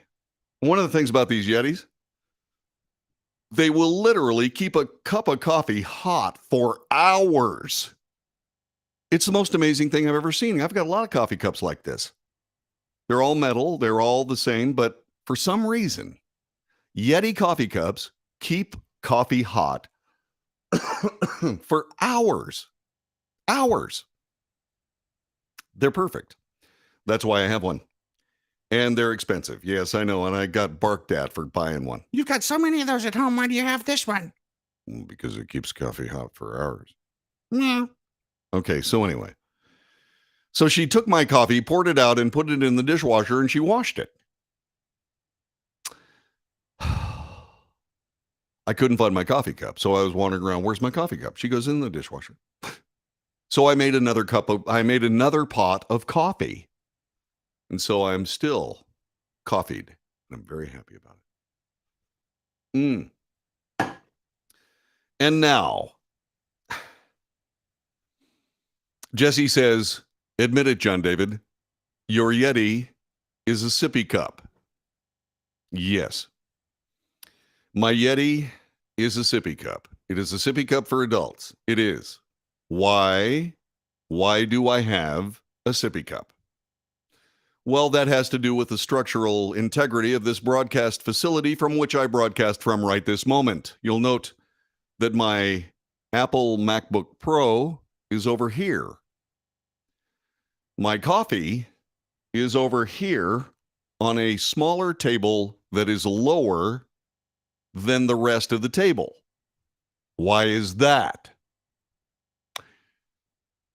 Well, because I've spilled coffee into my MacBook Pro and it killed it. Artists are clumsy, sippy cups are a requirement. Yeah. I'm not hating on your, no, I am not hating on your sister Susan. Okay. That's not what I'm doing here. Okay. Yeah. Oh, bad is right. Do you know how much it cost me to get my computer fixed? You have any idea? $1,300.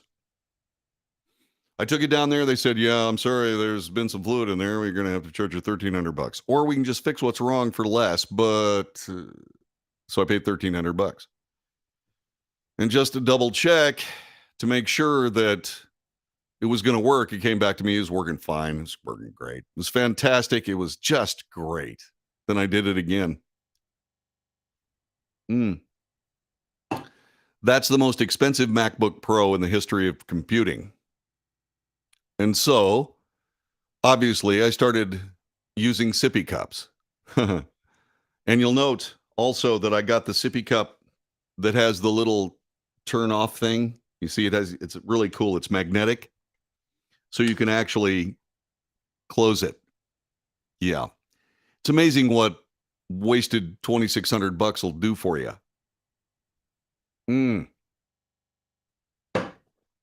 Oh, yeah. That's why I never go to Apple for my computers. Oh, yeah. Yeah, you say that. You see that computer over there? That's the one that's running the music for this show. Yeah, that computer over there was $3,200. It's PC. It is a Dell Precision. Let's see, what is it? It's a Dell Precision laptop. It's actually a full-size computer in a laptop size. It is an amazing thing that has a serious glitch in it that I could never fix. Had this wonderful dual-core processor. It was just the best ever. It was fantastic.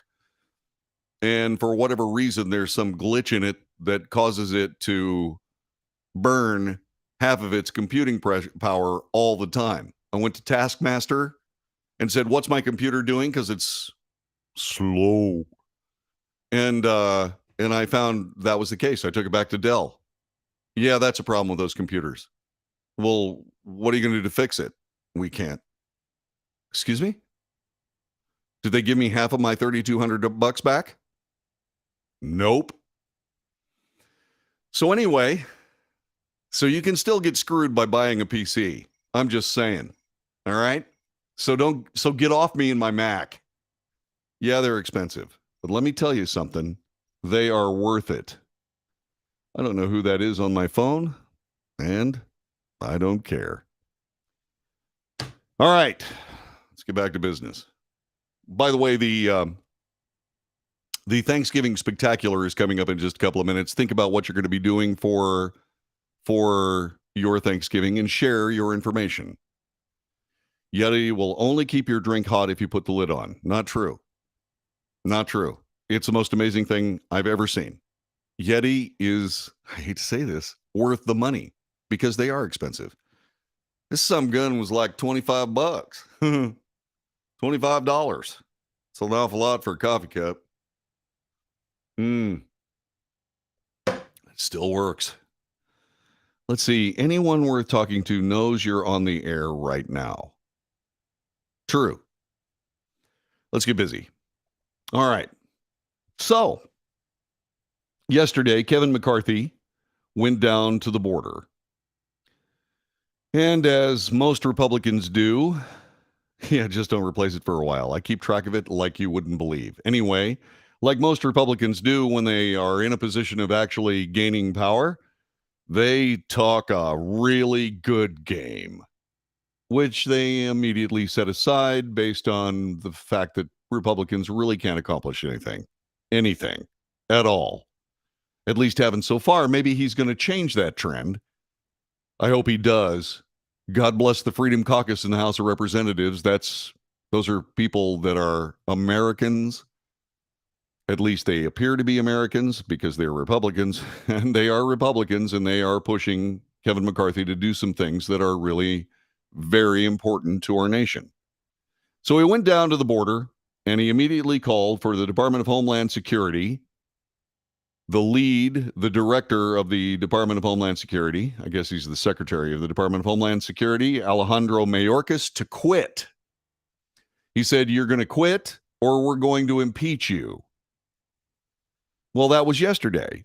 What's the news today? The Department of Homeland Security today pushed back against GOP House Leader Kevin McCarthy's call for DHS Secretary Alejandro Mayorkas to step down or potentially face impeachment, with the agency saying lawmakers can, quote, do better than point the finger at someone else, unquote, for the problems at the southern border. Okay. Who should we be pointing fingers at?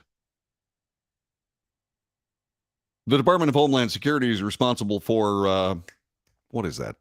Homeland Security. Doesn't that mean it starts at the border? Secretary Mayorkas says the border's secure. That's because he's nuts. Do we want somebody who thinks that border is secure to remain as the Secretary of the Department of Homeland Security? Anyone? Anyone? Secretary Mayorkas is proud to advance the noble mission of this department to support its extraordinary workforce and serve the American people, according to a DHS spokesperson. The department will continue our work to enforce our laws to secure our border while building a safe, orderly, and humane immigration system. There's only one problem with that. The Department of Homeland Security is not responsible for building a safe, orderly, and humane immigration system. The Department of Homeland Security is to provide Homeland Security with the laws currently on the books.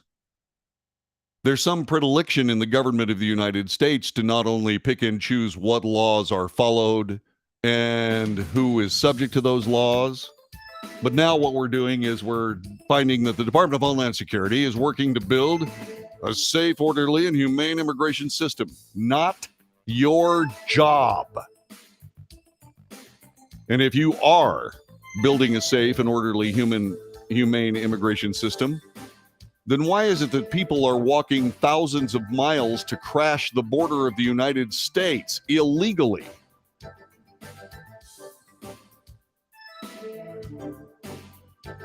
What is the solution? Close the flipping border. And yes, it might be a noble mission of the Department of Homeland Security, but it's a noble mission that is guilty of dereliction of duty. There's more. I will share it with you in just a couple of moments. This is the Wells Report. Thanks for joining us today.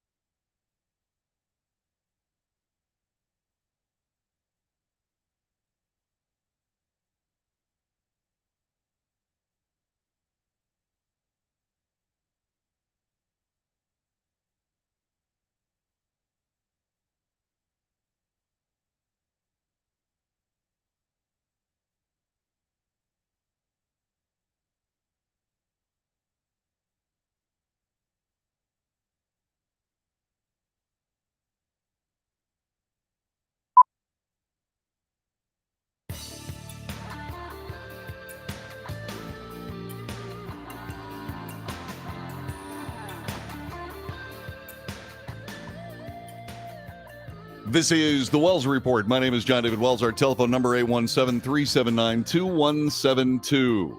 McCarthy, the Republican leader in the House of Representatives and will be the next Speaker of the House, went down to the border and called for the immediate resignation of DHS Secretary Alejandro Mayorkas.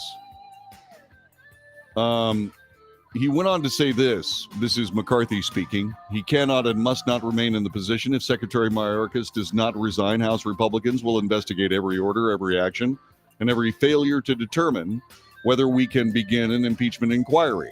The Department of Homeland Security issued a brave statement about their, quote, noble mission, unquote, and said that we stand foursquare behind the secretary. Well, that's because you're standing in league with failure. Because that's what this is. The Department of Homeland Security, and they say, my gosh, the Department of Homeland Security will work to enforce our laws, secure our border, while building a safe, orderly, and humane immigration system. Not their job. Three things in one statement that are both untrue and inappropriate. And those are the people responsible for Homeland Security. Once again, we have all the political organizations we need. Federal law enforcement should not be the next one. And that's what the Department of Homeland Security is. And so McCarthy's comments mark some of the strongest from Republican leadership about Mayorkas, who has faced enormous criticism from lawmakers over the migrant crisis, which has seen an historic wave of migration at the border. There were more than 1.7 million migrant encounters in fiscal year 2021, more than 2.3 million encounters in fiscal year 2022. That's 4 million in 2 years. 2. Meanwhile, so far in fiscal 2023, there were over 230,000 migrant encounters in October, the highest number for that month in years. Additionally, there's been a daily average of more than 2,500 gotaways getting past Border Patrol agents. Republicans have blamed the Biden administration and the rolling back of Trump-era border security policies as well as interior enforcement for the high numbers. They've also balked at Mayorkas' claim that the border is secure. Now, it's time to point out bias and fix it. This is a Fox News article. Okay? Republicans have blamed the Biden administration for rolling back Trump-era border security policies. They're talking about Title 42. Title 42 was a law that keeps people that are either uninoculated against COVID-19 or people that have COVID-19 from entering the country. It is not a mechanism to keep people seeking asylum to the United States in the country where arguably they've already attained asylum until they can be processed, their asylum claims can be processed. Title 42 was an inappropriate enforcement of a law meant for something else. And the rationale behind it was exceedingly thin. Okay? So, there's something that you need to keep in mind about that. By the way, the DHS says that Mayorkas has no plans to resign. The administration inherited a broken and dismantled immigration system. The administration inherited a broken and dismantled immigration system. From who? Who did they inherit it from? The immigration system may be broken, but they didn't inherit it from anybody. They have the immigration system they have. They need to enforce the laws. They don't. So they inherited a broken and dismantled immigration system, so they continued to perpetuate it? Really? These are the people responsible for our homeland security? Pass. This is the Wells Report. Back with more in just a moment.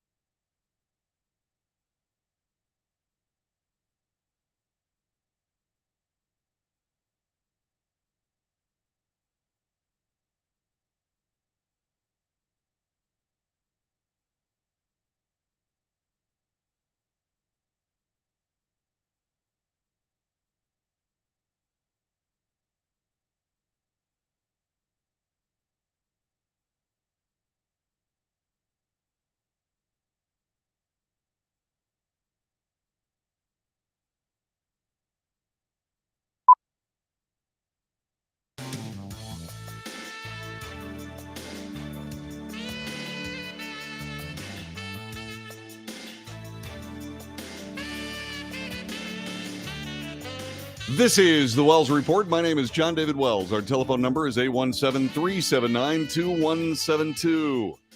817-379-2172. We will not be broadcasting tomorrow or Friday. The reason we're not broadcasting tomorrow is because Thanksgiving is my all-time favorite holiday. And I'm going to celebrate it with my family and my friends. And it is my hope that you're doing the exact same thing. And so, I will be taking tomorrow off. Then there's Black Friday. I've been informed by my wife and my son exactly what I will be shopping for on Black Friday. And so I will go out and accomplish my task because I can, fortunately.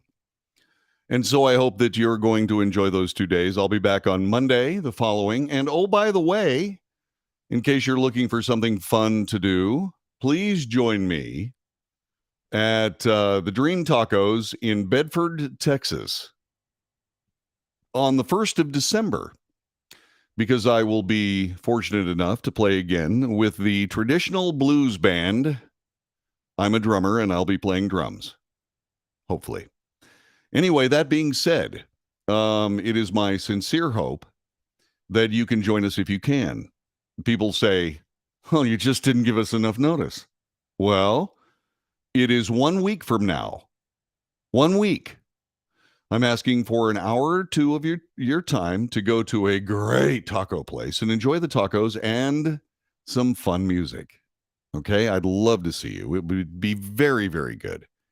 Very, very good. Okay. So let's get back to the chat room here before we go any further.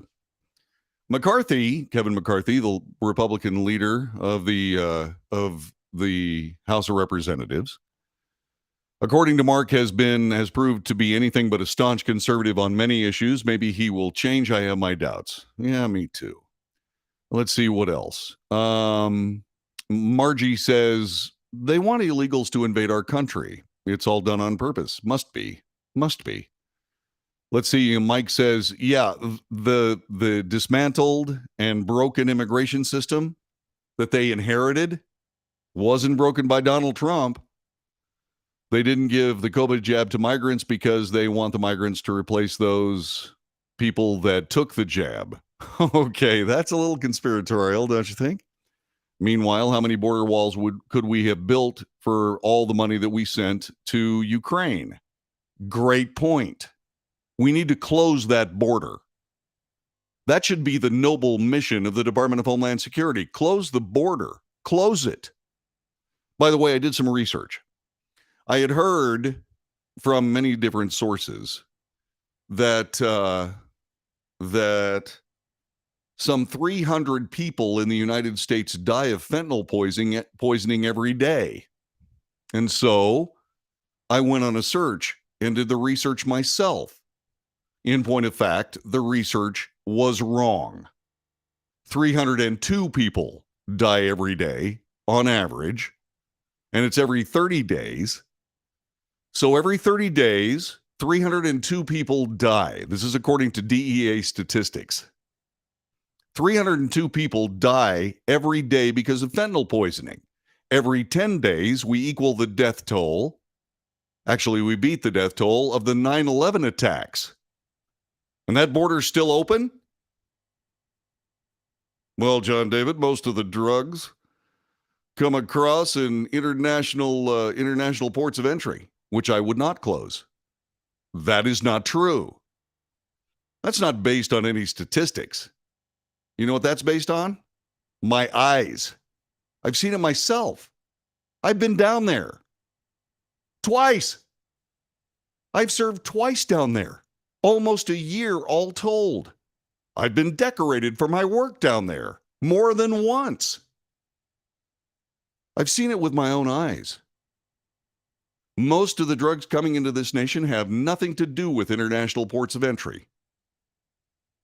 And by the way, when they do come through an international port of entry, guess what happens? They get caught.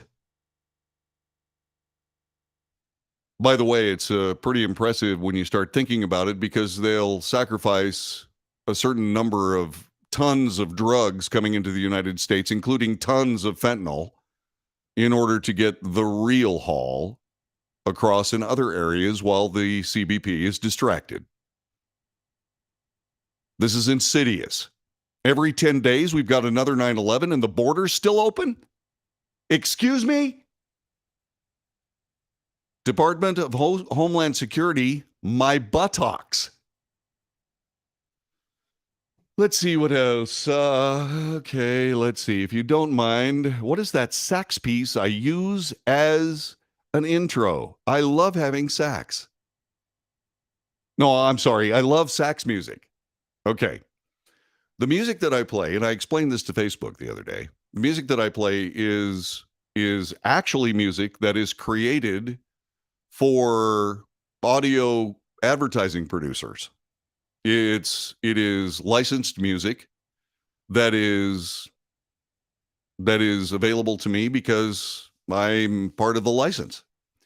So it is not music that you can go out and buy, unless of course you happen to be exposed to the people that that actually created this music for the show. So that is just done by a group of studio musicians, and I went through the entire library to pick the music that you hear on this broadcast. Actually, there's some missing, but in order to do that, I have to rebuild a whole bunch of stuff on the computer, and I'm inadequate right now. I'll work on it.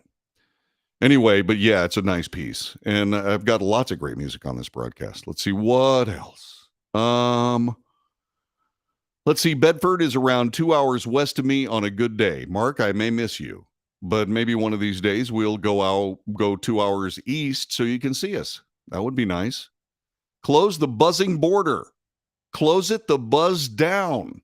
Yeah. The finger pointing is epic and lame. It's ridiculous. My friend in TABC says the same as you. Yeah. Close the border. 3,000 Americans every day? Or excuse me, 3,000 Americans every 10 days? What are we waiting for? What are we waiting for? Saw the documentary Died Suddenly from Stuart Peters, which is a real eye-opener. The border needs to be totally closed. All these illegals need to be taken back to their own countries. Well, I can see that. The border needs, yes, I can see that. And I think you're right. Okay, enough about that. Let's talk about Thanksgiving. My favorite holiday. My all-time favorite holiday. It's wonderful. First, a bit of history. Thanksgiving is a national holiday celebrated on various dates in the United States, Canada, Grenada, St. Lucia, and Liberia. It began as a day of giving thanks for the blessings of the harvest and of the preceding year. Similarly named festival holidays occur in Germany and Japan. Thanksgiving is celebrated on the second Monday of October in Canada and the fourth Thursday of November in the United States, and around the same part of the year as other places. Although Thanksgiving has historic roots in religious and cultural traditions, it's long been celebrated as a secular holiday as well. Prayers of thanks and special Thanksgiving ceremonies are common among most religions and after harvests and at other times of the year. The Thanksgiving holiday in North America is rooted in English traditions dating from the Protestant Reformation. It also has aspects of a harvest festival, although the harvest in New England occurs well before the late November date on which modern Thanksgiving is celebrated. In the English tradition, the day of Thanksgiving and special Thanksgiving religious services became important during the English Reformation in the reign of Henry VIII. Before 1536, there were 95 church holidays plus 52 Sundays. People were required to attend church and forego work. Through the 1536 reforms in the Church of England, that reduced the number of holidays in the liturgical calendar to 27. The Puritan Party in the Anglican Church wished to eliminate all church holidays apart from the weekly Lord's Day, including the evangelical feasts of Christmas and Easter. The holidays were to be replaced by specially called days of fasting and days of Thanksgiving in response to the events Puritans viewed as acts of special providence. Unexpected disasters or threats of judgment from on high called for days of fasting. Special blessings viewed as coming from God called for days of thanksgiving, which were observed through Christian church services and other gatherings. For example, days of thanksgiving were called following the victory over the Spanish Armada in 1588 and following the deliverance of Queen Anne in 1605. An unusual annual day of Thanksgiving began in 1606 following the failure of the gunpowder plot in 1605 and developed into Guy Fawkes Day, November 5th. Days of fasting were called on account of plagues in 1604 and 1622, drought in 1611, and floods in 1613. Annual Thanksgiving prayers were dictated by the Charter of English Settlers upon their safe landing in America in 1619 at Berkeley Hundred in Virginia. And so in the United States, the annual holiday Thanksgiving tradition is documented for the first time in 1619 in what is now called the Commonwealth of Virginia. 38 English settlers aboard the ship Margaret arrived by way of the James River at the Berkeley Hundred in Charles City County. That happened December 4th, 1619. The landing was immediately followed by a religious celebration, specifically dictated by the group's charter from the London Company. The charter declared that yearly and perpetually kept holy days of thanksgiving to Almighty God would be celebrated. Since the mid-20th century, the original celebration has been commemorated there annually at present-day Berkeley Plantation, the ancestral home of the Harrison family of Virginia. The more familiar Thanksgiving precedent is traced to the Pilgrims and the Puritans who emigrated from England in the 1620s and 1630s. They brought their previous tradition of days of fasting and days of Thanksgiving with them to New England. The 1621 Plymouth, Massachusetts Thanksgiving was prompted by a good harvest. The Pilgrims celebrated this with the Wampanoags, there we go, a tribe of Native Americans who, along with the last surviving Patuxent, had helped them get through the previous winter by giving them food in times of scarcity in exchange for an alliance and protection against the rival Narragansett tribe. Where did things go so dramatically and drastically wrong?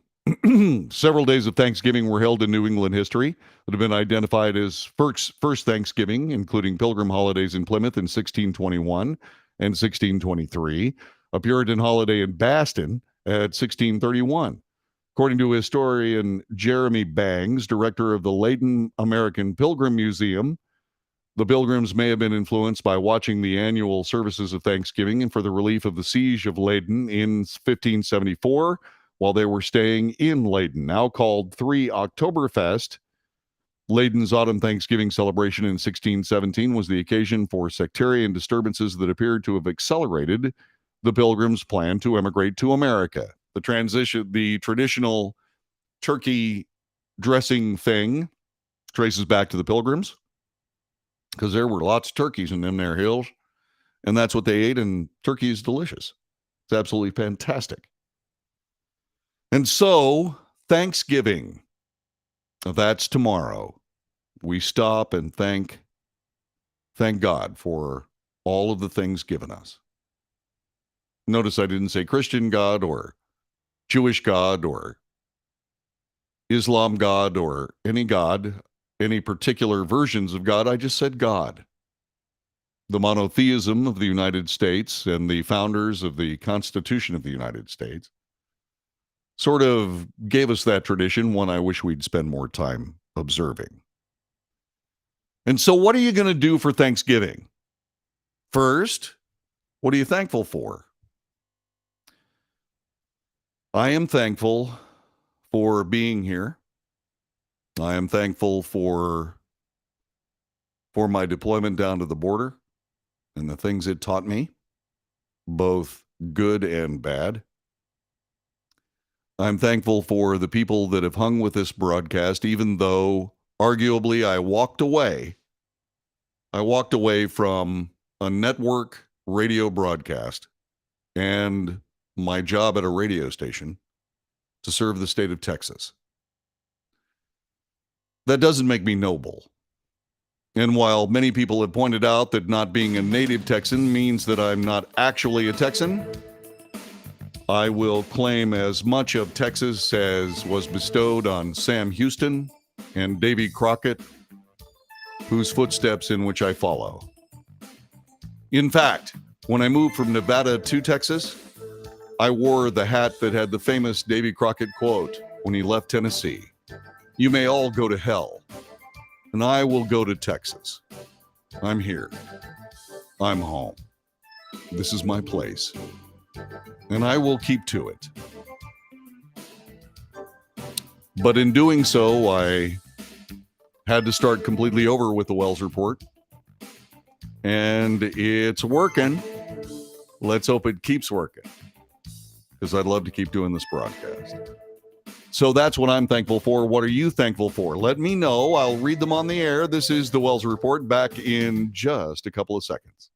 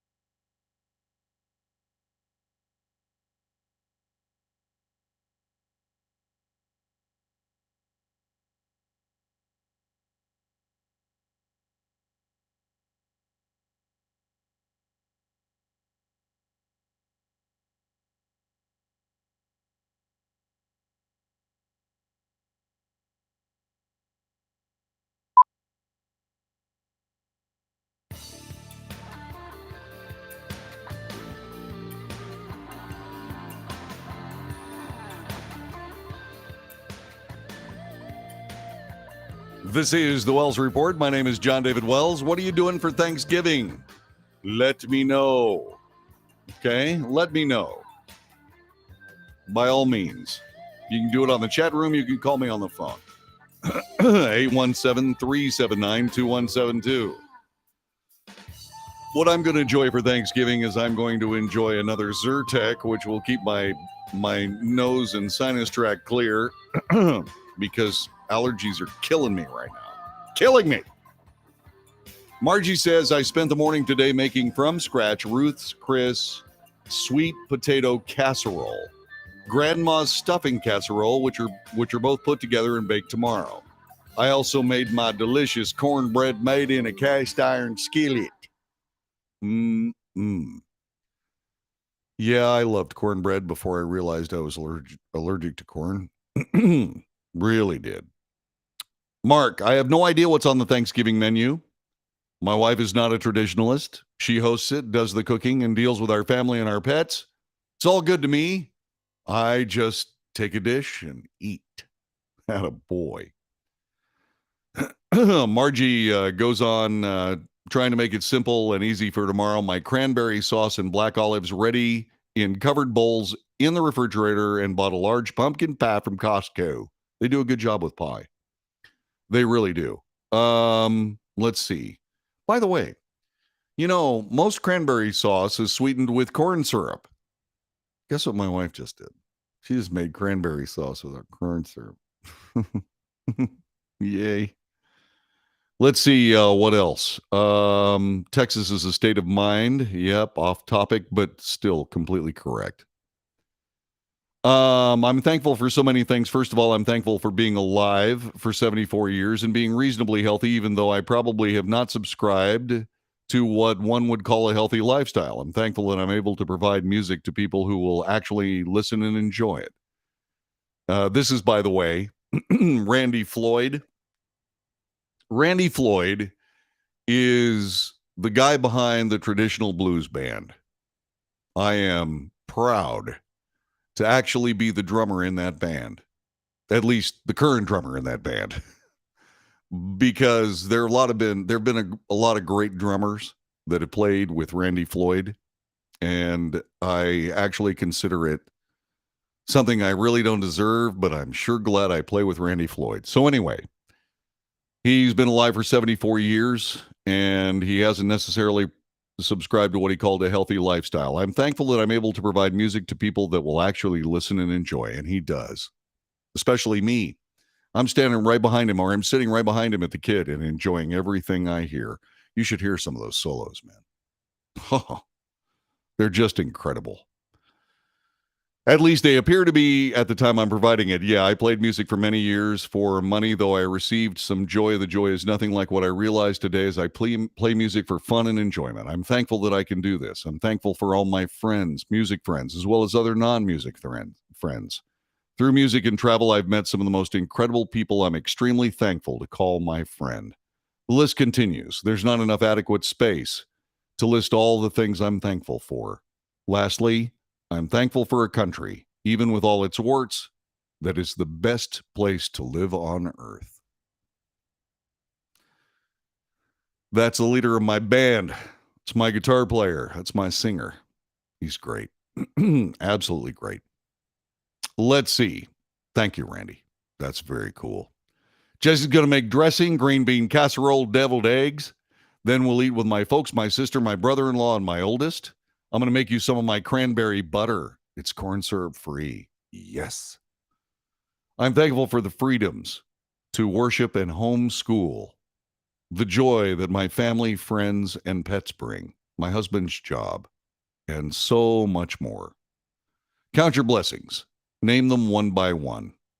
Washer and dryer to make the laundry easier. Yeah, our washing machine broke. We're waiting for it to get fixed. Yeah, I get to go to the laundry after the show today. Not so much fun. Anyway, well-equipped kitchen and pantry. It's the small things. It's the small things. When I came back from deployment, one of the sensual loves was to stand in a shower without having to turn the water off. We didn't have much water. So you'd turn the water on, you'd get wet, you'd soap yourself down, you'd turn the water on, you'd rinse off. And just to stand there in a seemingly endless flow of warm water, man, yeah, it's really nice. A bed that is much larger than you are. I got that. Because I was living in what was a repurposed semi-trailer. There were beds for 24. We only put 18 people in it, but boy, let me tell you, that was tough. The beds were comfortable. I didn't have any problem with the beds. A deep bathtub, a nice car, a beautiful home, fun adventures, good friends, a great country, an opportunity to serve. Thanksgiving is my favorite holiday. God bless you. God bless your endeavors. God bless these United States. And God bless the great and mighty state of Texas, of which I am a proud part. See you Monday. God bless you and yours. Be careful when you're shopping on Black Friday. Tell me what you got when you get back. Have yourself a good one. Until Monday, happy Thanksgiving. And just like that, yeah, count your blessings. Every single one. Count your blessings. Let's see what else. All right.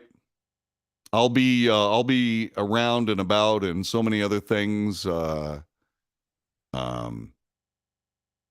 through the weekend, so don't hesitate to grab the piece of the chat and make sure that you reach out to your friends, okay? So, like I said, until Monday, take good care.